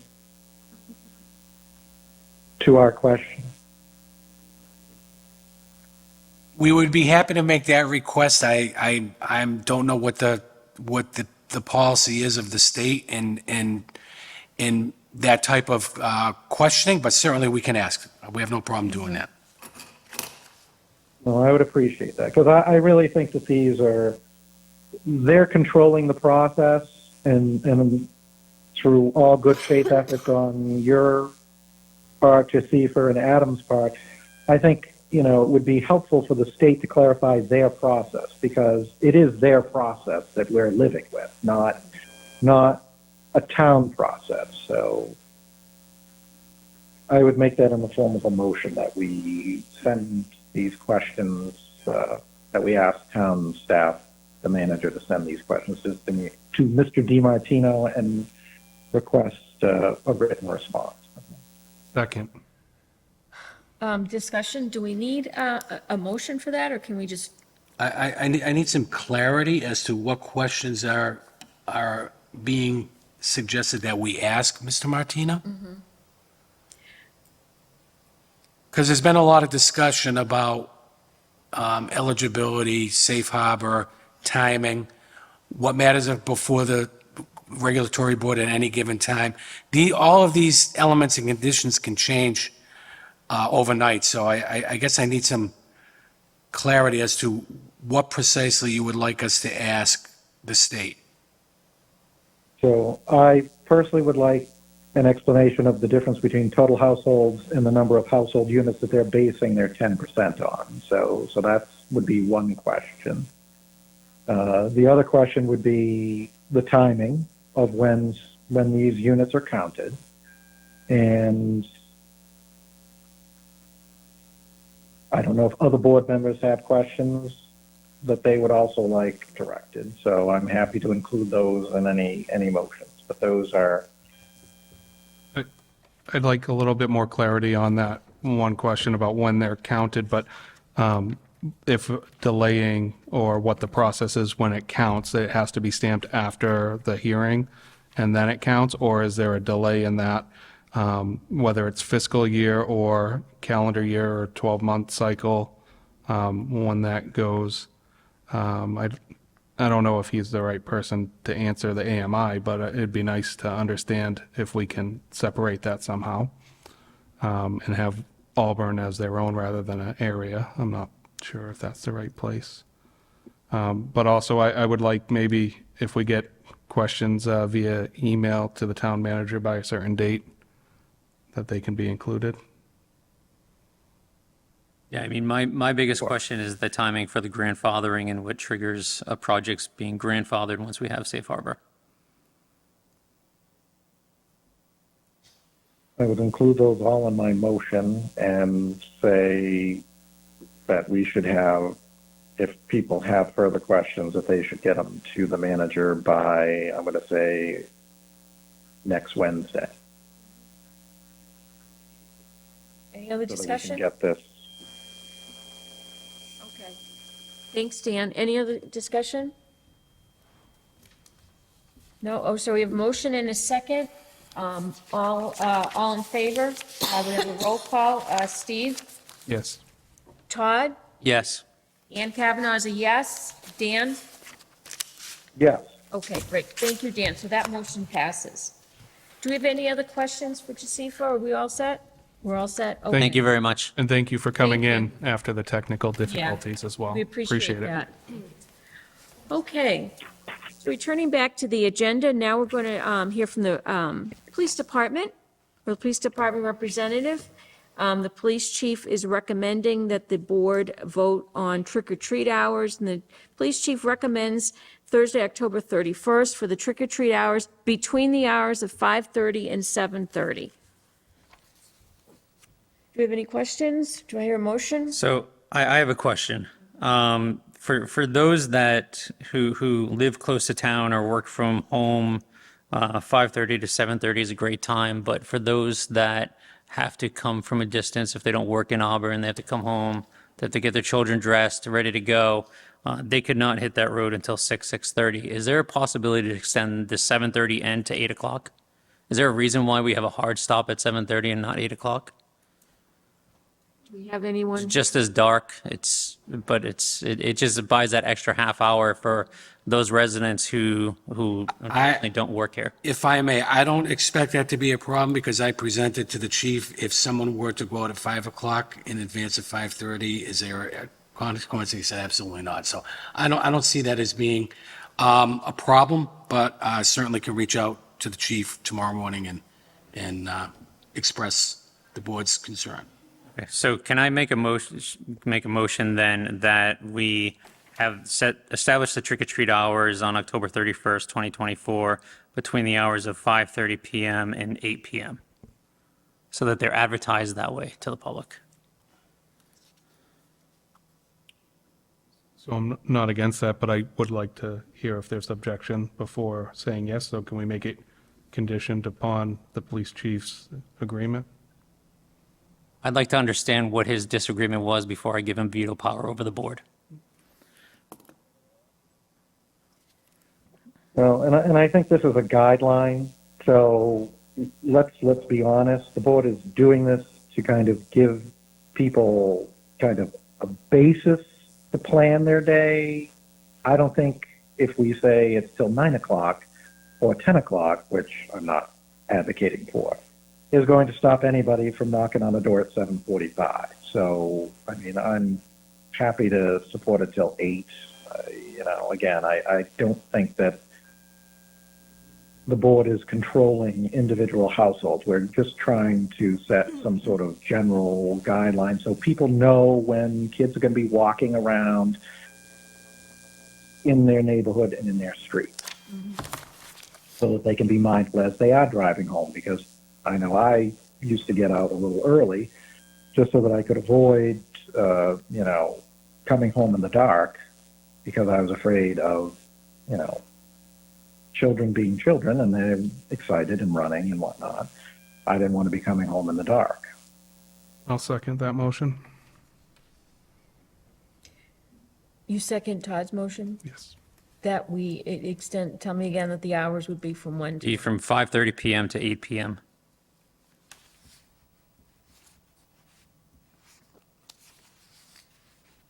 All right, so we have a motion and a second. Any other discussion? All right, so let's take a vote. This is a roll call vote. All in favor? Steve? Yes. Todd? Yes. Dan? Yes. And Ann Kavanaugh's a yes, too. Okay. All right, back to the agenda. Next item, Fire Rescue Department. There's a request for the board to vote to apply for and expend funds from the Department of Fire Services Firefighter Safety Equipment Grant Program for new P25 compliant mobile radios. Is there someone from the fire department? You can come on up and just tell us a little about it.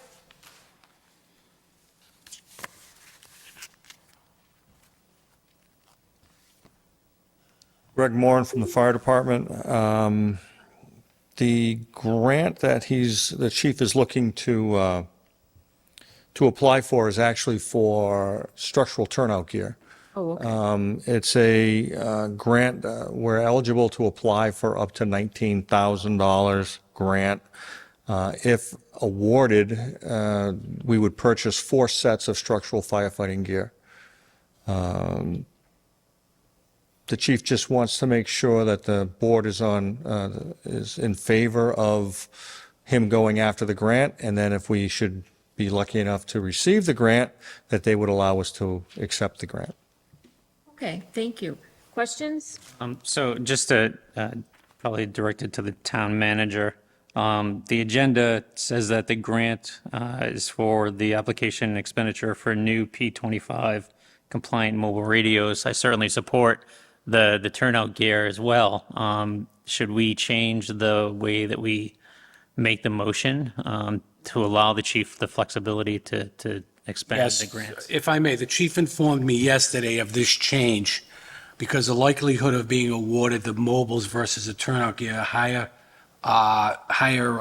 likelihood that they would approve the turnout gear. That being said, I would suggest that the motion reflect the turnout gear and not the mobile radios. So I'd also just like to clarify that the application submission deadline is October 17th, so delaying this further to another meeting would have a negative impact. Yes. Just want to clarify that as well. Okay, is there a motion?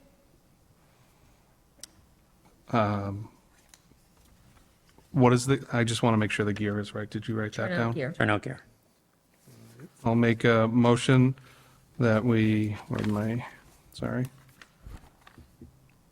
make a motion that we apply for and expend funds from the fire department, fire services, fire safety equipment grant program for turnout gear. And the grant is up to $19,000 and there is no match. Okay. Second. Okay, so we have a motion and a second to approve this. All in favor, Steve? Yes. Todd? Yes. Dan? Yes. Okay, and Ann votes, I vote yes also. Thank you. Thank you for staying through the whole meeting. All right.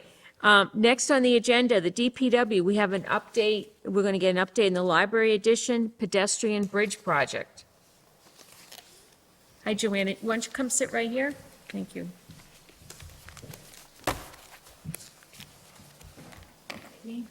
Hi, good evening. So we have some news about the pedestrian bridge project. So you might have seen a little bit of movement over at the park. We have a site contractor that was awarded the project, AFR Morello. They're on site they were on site last week, putting in erosion control, so that's in. They've started cutting down trees, selective tree clearing. There were some trees that needed to be removed along the fire station, as well as some trees to allow for the installation of the bridge. So at this point, the focus is going to be on the footing for the bridge. We still have a little bit of permitting to go through, just final Chapter 91 permitting to set the bridge on the foundations. So hopefully by the time that the concrete is set, we'll have the final permitting and we can set the bridge. The bridge is actually coming next Wednesday.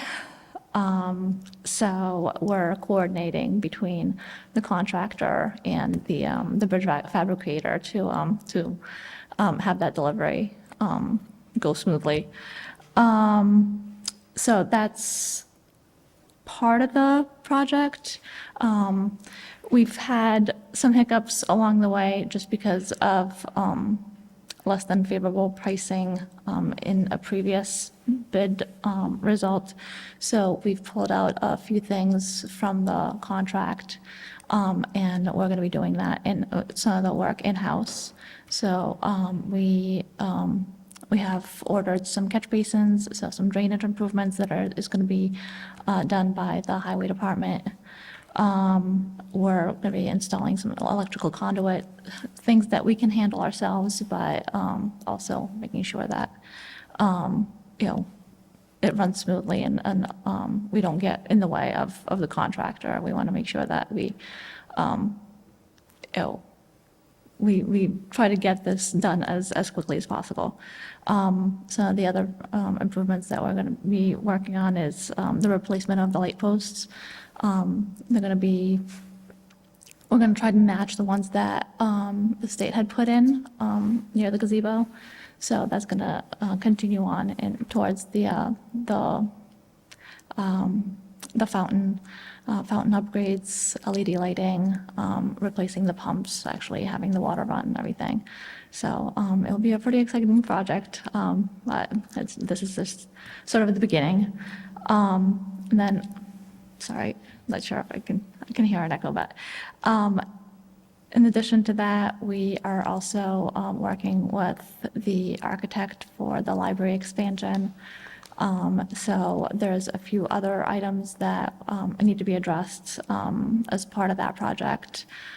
The addition is basically, there's upgrades that are required because we're adding on to the library. And those are the sprinkler system, and also we need to upgrade the alarm system at the library. So there's still going to be, I believe, some inspections that need to be done before we finalize the documents for that. Any questions? So, and I won't hold you to this timeline. When do you think is the time when the public can walk across the new bridge? I would expect that it would be next spring, because I would be afraid that, because we're still going to have somewhat of a construction site on either side of the bridge. So I think that would be more of a safe bet than in the middle of the winter. And although the bridge is going to be stored down in that general vicinity, we have to wait till the issuance of our Chapter 91 permit in order to set it in place. In that review, there's a series of public hearings. I just talked to DEP today.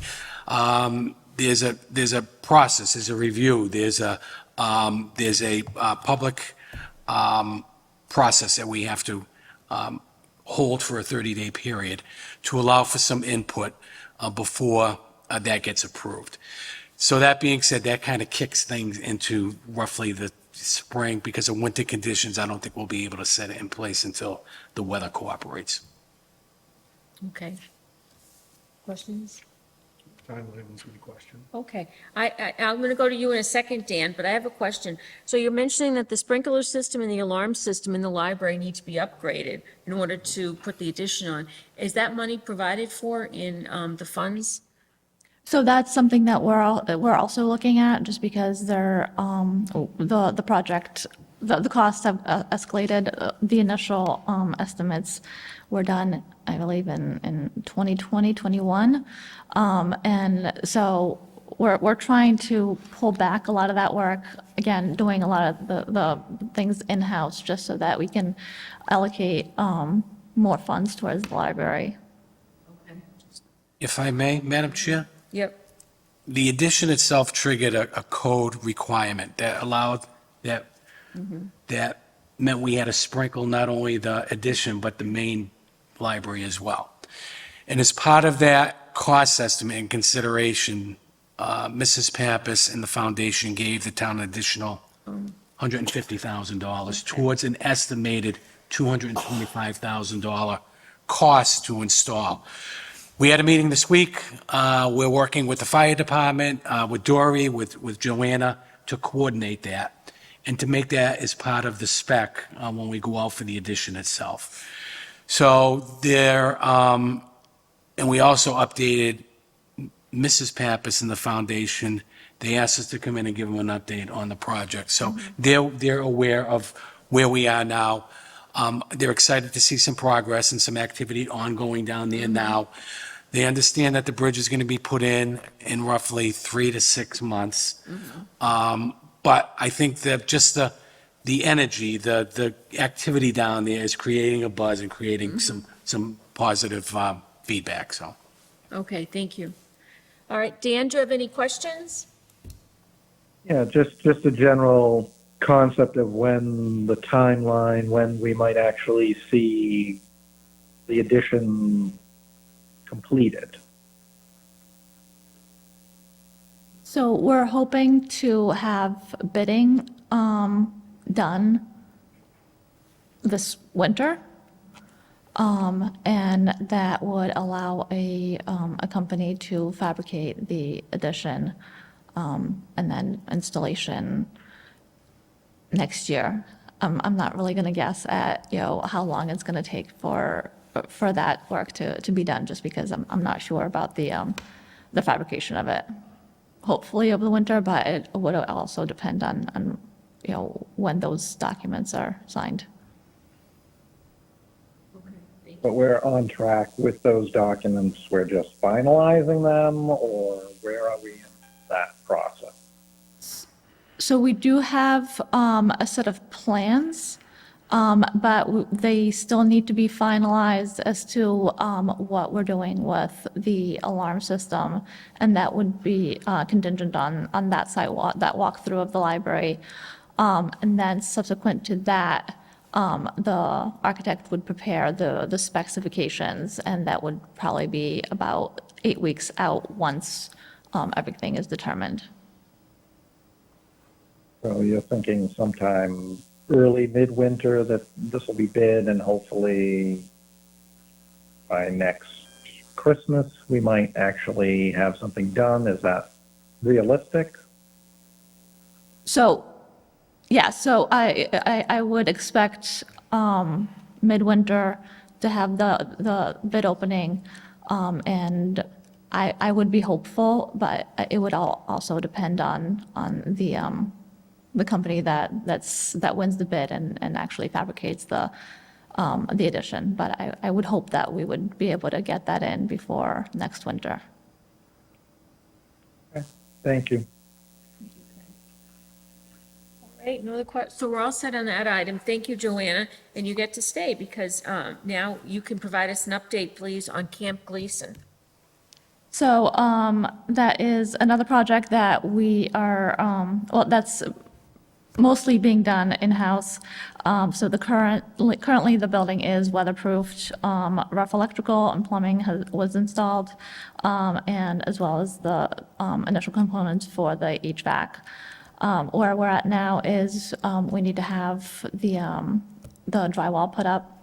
To expedite the process, we did advertise for the work. Unfortunately, the pricing did not come in favorable. It was about 10 times our material cost. So we decided to move forward with working with our facility section and getting help from the rest of the highway division and working on that over the winter. Once the guys are done with their fall roadway projects, and we're also allocating some resources towards the garage to prepare our fleet for the winter.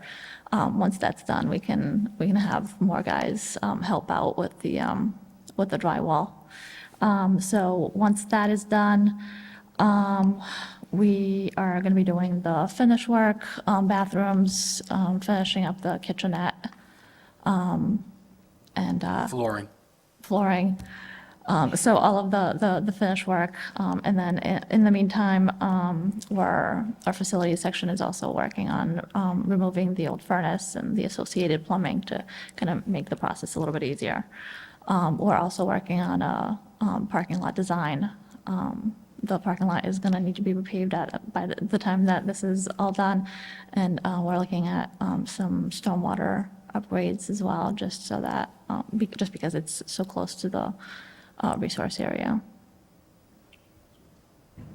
So I know town meeting approved additional funds after the initial project, but I mean, this is going on several years. Is it really, and I'm not faulting the work of everyone else and everyone's overworked, but like, didn't we budget for the work to get done at that time and we just keep delaying it because costs are going to keep going up?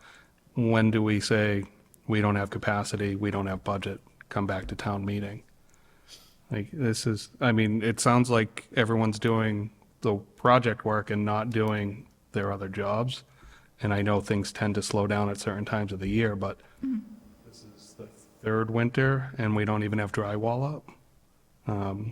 I don't know, is there a better use of their time and going to town meeting and requesting the funds needed to finish this project so we can get a building back in use for the community? So one of the things that we kind of always encounter when trying to bid these projects, this project is a little bit different than a typical project that you would have a contractor come in.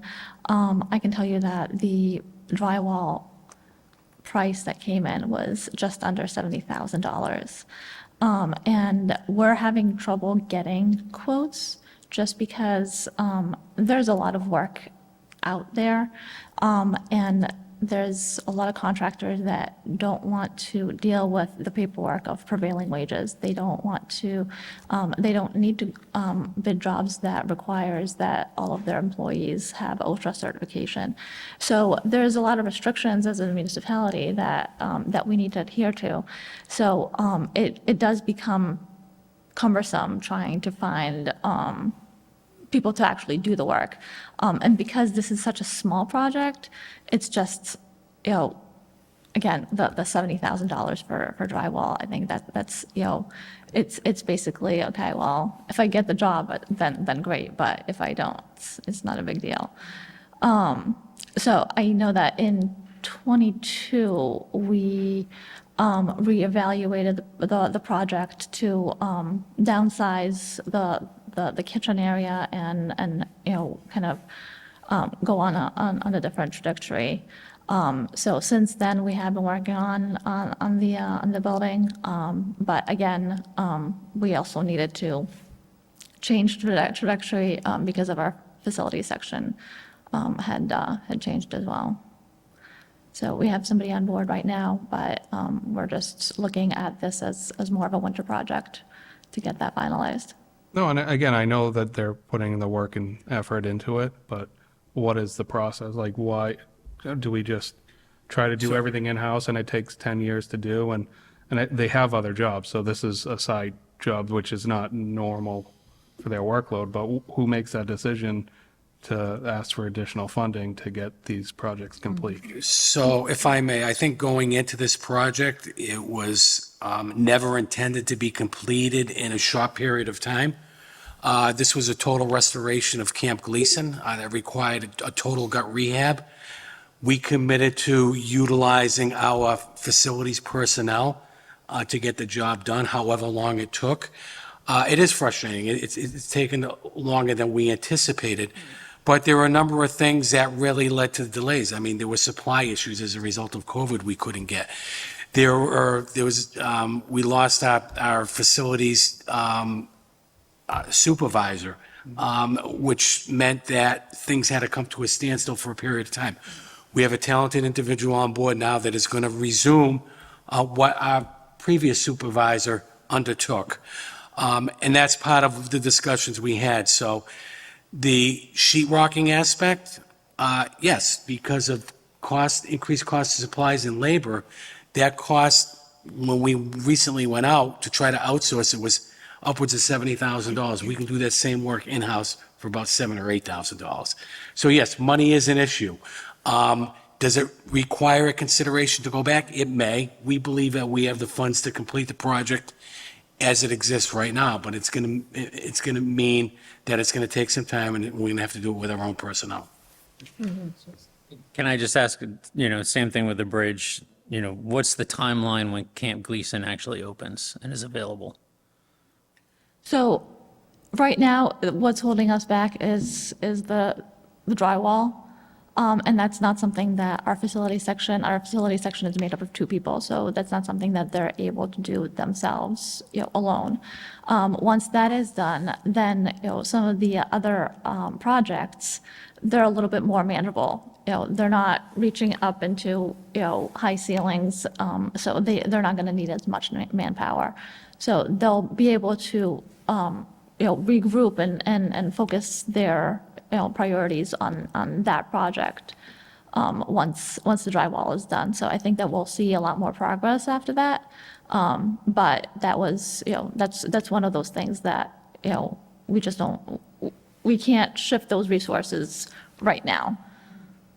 So I understand all that. Is it fiscal year 26, fiscal year 27, fiscal year 28? Like when can we expect I mean, to be completed? I think that the bulk of it is close to be, the bulk of it is we're good with. We're pretty much done with, the stuff that we needed to contract out, like the HVAC, like the insulation, and, we have the plumber and the electrician on board. So I'm hoping that we'll be able to get this done, next calendar year. I can't imagine that's not going to be the case. But again, I didn't think that COVID was going to happen. So anything can happen, but I can't see us not being able to complete it next year. Thank you. Dan, do you have any questions? No, I think the other board members covered, I think it's just frustrating at the pace of these, and then obviously we get a lot of questions. We've invested a considerable amount of money in these projects, and obviously the generosity of the Paths Foundation. So I know you're doing the best that you can, but it's frustrating. I understand. All right, thank you, Dan. All right, continuing on, our next item, also involving the DPW, they would like a letter requesting, or they're requesting that the board vote to authorize application for grant funding for rectangular rapid flashing beacons. Do you want to tell us about those, Joanne? Sure. So this is a project that is done by Mass DOT, and we've already installed a few of these flashing beacons throughout town, and this was, this is another program that the state came up with that they're going to actually provide the equipment, so the town would be responsible for the foundations and the installation of the equipment. So we are looking to put these beacons at Auburn Street and Main Street. There's a bus stop there that we've, heard from the police department and from residents that kids are having trouble crossing Auburn Street there. And then Oxford Street and Inwood, there's a little bit of a cut through between Bryn Mawr School towards Inwood Road. And so we already have a flashing beacon on Bryn Mawr. We'd like to continue it on to Oxford Street North. Okay, thank you. Questions? So I know the grant deadline was last Thursday, so this is a retroactive. Yes. Okay, I want to make sure we got our application in on time. We did. I figured I would ask for approval from the board. I was hoping, I was actually, when I was online, I was trying to say something about it because we found out about it right before the meeting, so we weren't able to present it to the board prior to last meeting, and the application. Okay, good. I just want to make sure you on the didn't 10th. miss the opportunity. The other question I have, I know one of the conditions was that the locations have to be ADA, now PROAG compliant. Have you looked at whether the ramps at these locations are compliant? And if not, do you have plans to make them compliant? So they are not compliant. So it would depend on what's going on with the development at Main Street, but we would want to put a ramp there. The crosswalk there is relatively straightforward. The crosswalk at Oxford Street North is less so. It's at a diagonal. I would want to straighten it out a little bit more. Obviously, putting the crosswalk, I think it goes into the street.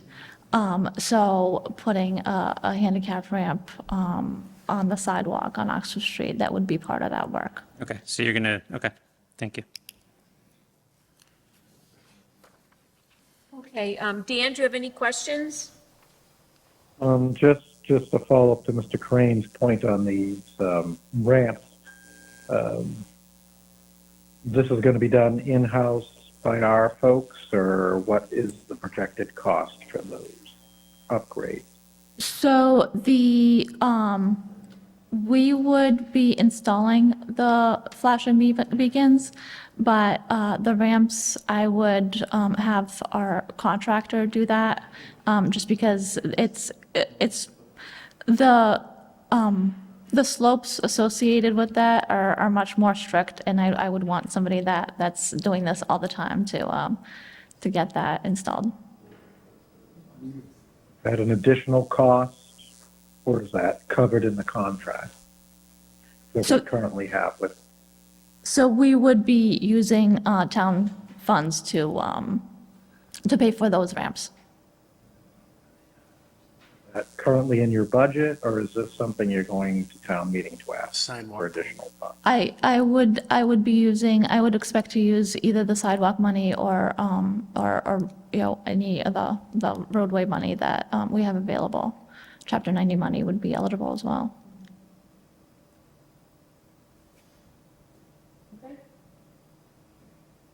Any other questions?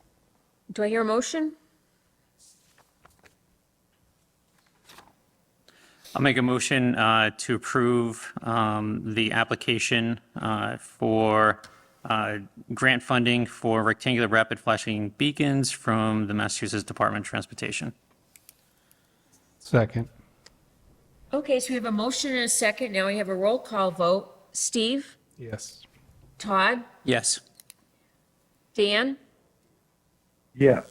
And I vote yes. Thank you. I think that's it, Joanna, huh? Thank you. Thank you. Thanks for waiting through the whole meeting. Thank you. All right, so continuing on our agenda, we're on number 7, communications. We don't have anything. Number 8, select board general items.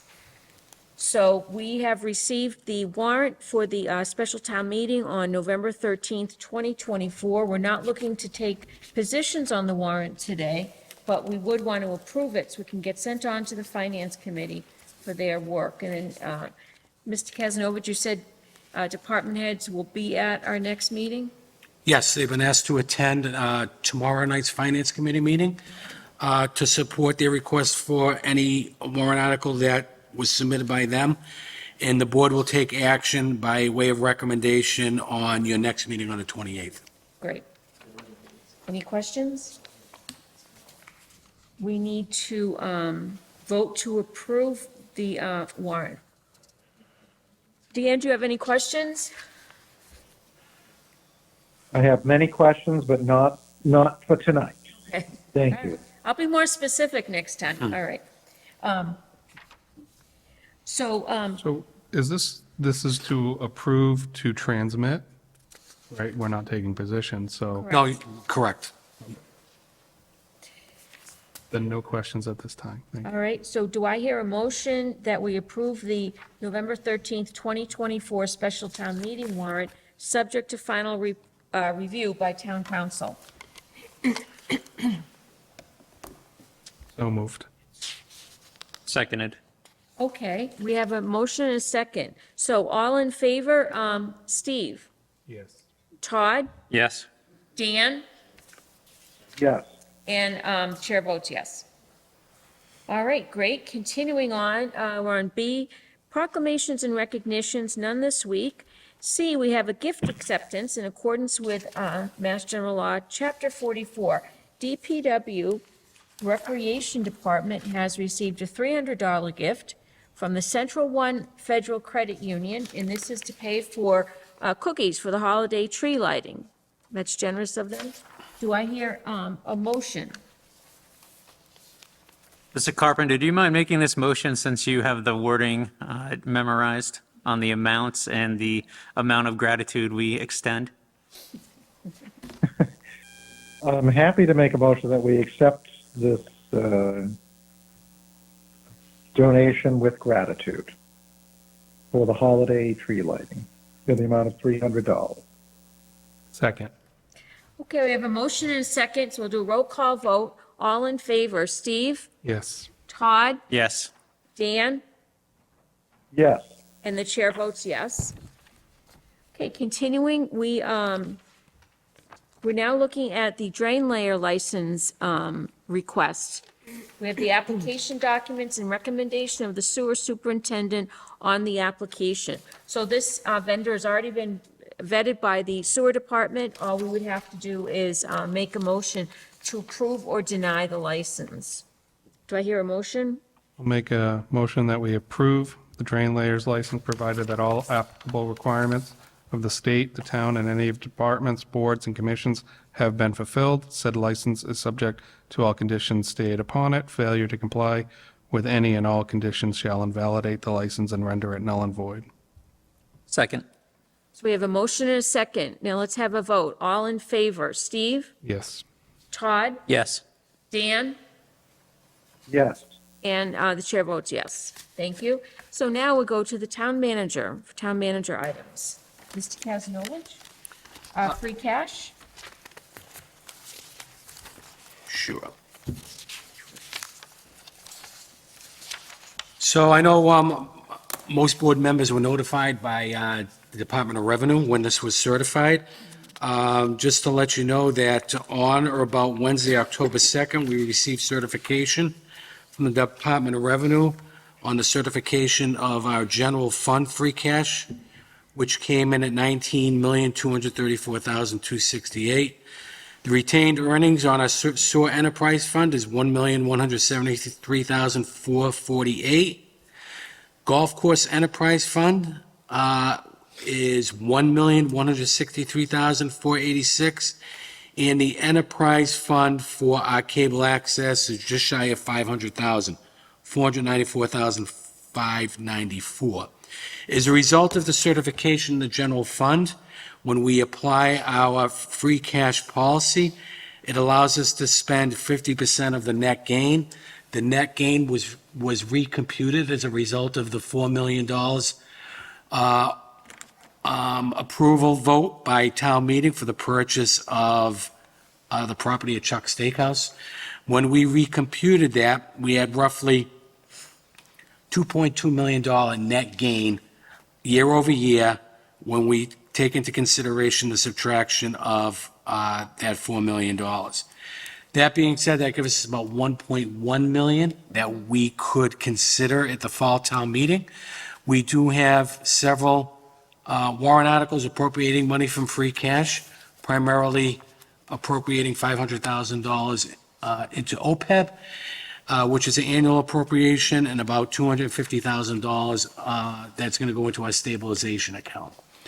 I think the total amount requested is about 1.9. Is about 900,000 or close to $1 million. We're not using all of our 50%, which I'm happy to report. It's going to leave about 200,000. I'll have to do a recalc on that, but all depending on the position of the warrant articles when it goes before finance in the Board of Selectmen. Could we use that $200,000 at the annual town meeting in May? You can use that $200,000 at any point during the year. If we had a call for a special town meeting, we could appropriate that outside of annual town meeting. So that is a yes, we could Yes. use it. Okay, Yep. thank you. Questions? Dan, any questions? No, thank you. No, thank you. Okay, all right, well, thank you very much, Ms. Kazanovich. Continuing on, let's see, tabled items, we have none. Member items. The board, by Mr. Carpenter, he thinks the board should vote to designate one or two select board members to a LIP working group to investigate a policy and procedure for affordable housing projects seeking a LIP agreement. So did we already select people to this group? So I made a recommendation that we have this working group consisting of, at the recommendation of this board, a member from the planning board, a member from the ZBA, internal staff consisting of Adam Menard, our town planner, and Jasifa, who made a presentation tonight, in conjunction with one or two board members that may be selected as a result of this request tonight. The two members on the planning board we have Bobby Tatro from the ZBA, and we have Glenn Feldman, who is offered to assist from the planning board.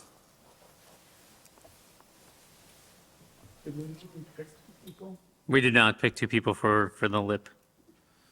I would like to be on this board, on this committee. Is there anyone else? Dan, are you interested, or gentlemen? I would be interested unless somebody else would want to take a whack at it.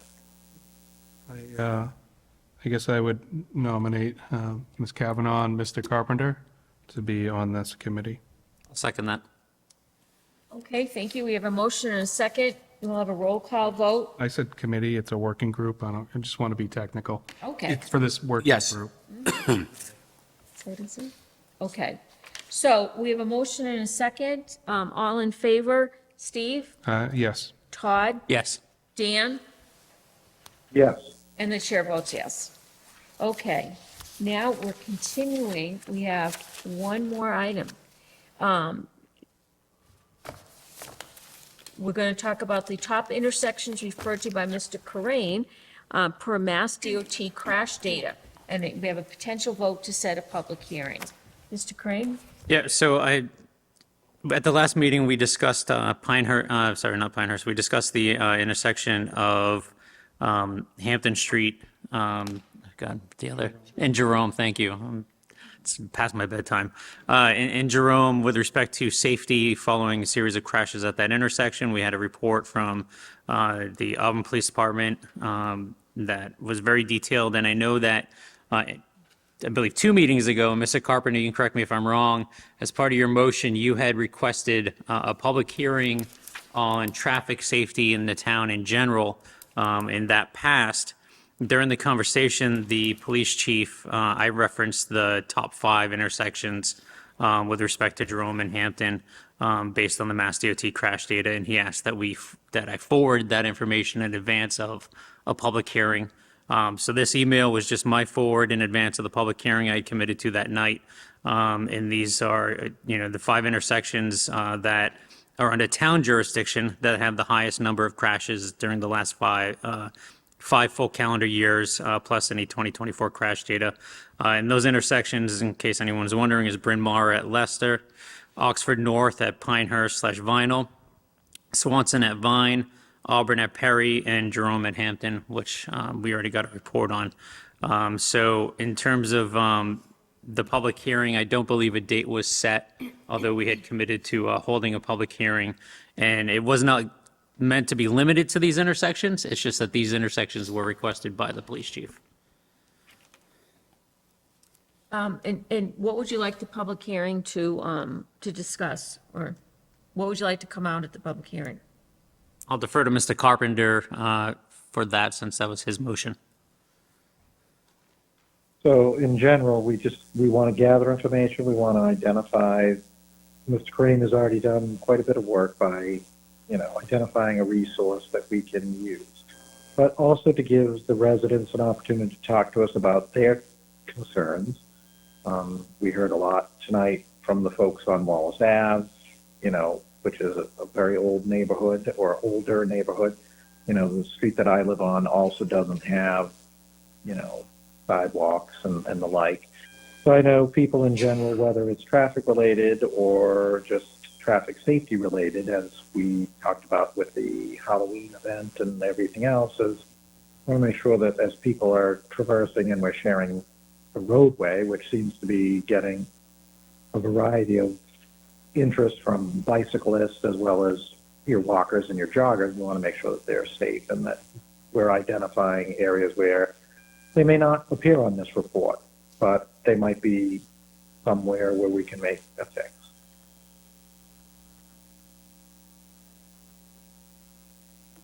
Thank you, Mr. Carpenter. So as far as the public hearing's concerned, are there town departments you want in attendance? I would think we would want the police chief, we want engineering there, we want the planner there. Those are the top 3 that I would think. We might ask the school department if they would like to send a representative, in that we do have walkers and we do have, I noticed, not that it's unusual, even when I was in high school, there's a lot of traffic between the high school property and the McDonald's, and I don't know that we're necessarily, I know we've made improvements there, but Yeah, I mean, just adding. a lot of kids going back and forth. But anyways, in general, those are the 3 people that I would say, and potentially ask the school department if they would like someone they might have identified and want to share their own concerns. I would just like to add to that list the fire chief or a representative from the fire department, considering EMS services. They're usually the first on the call for crashes, so they can provide a important input as well. Yes, sir. Madam Chair, just so I have a sense of how this is going to play out, as a result of the public hearing, is it the board's expectation that the public hearing is going to result in a series of traffic studies that will have to be conducted by Auburn PD? And if so, is there a timeline? Because it does tie up resources for a period of time in order to conduct these. I'm just trying to get a sense of what I can convey to the police chief as a result of the board's request. Mm-hmm. In my opinion, I think whatever comes out of the meeting can be prioritized. I don't know what's going to come out of it. I think Mr. Carpenter stated too, like, we have this accident data, but we don't know what we don't know. We don't know the close calls or the things that aren't reported or what the residents are seeing that are large concern to them. But I think the intention, from what I think, is to prioritize those items have, again, with engineering go around. I think the incident, Jerome and Hampton, is really boiled down to sightlines. So obviously, they were written up as poor sightlines in the police report. What can be done from an engineering standpoint and prioritizing that work. So it could all intertwine, but be separate paths that they need to take. Yeah, I mean, I would just agree with Mr. Chambers. I don't know what's going to come out of this hearing.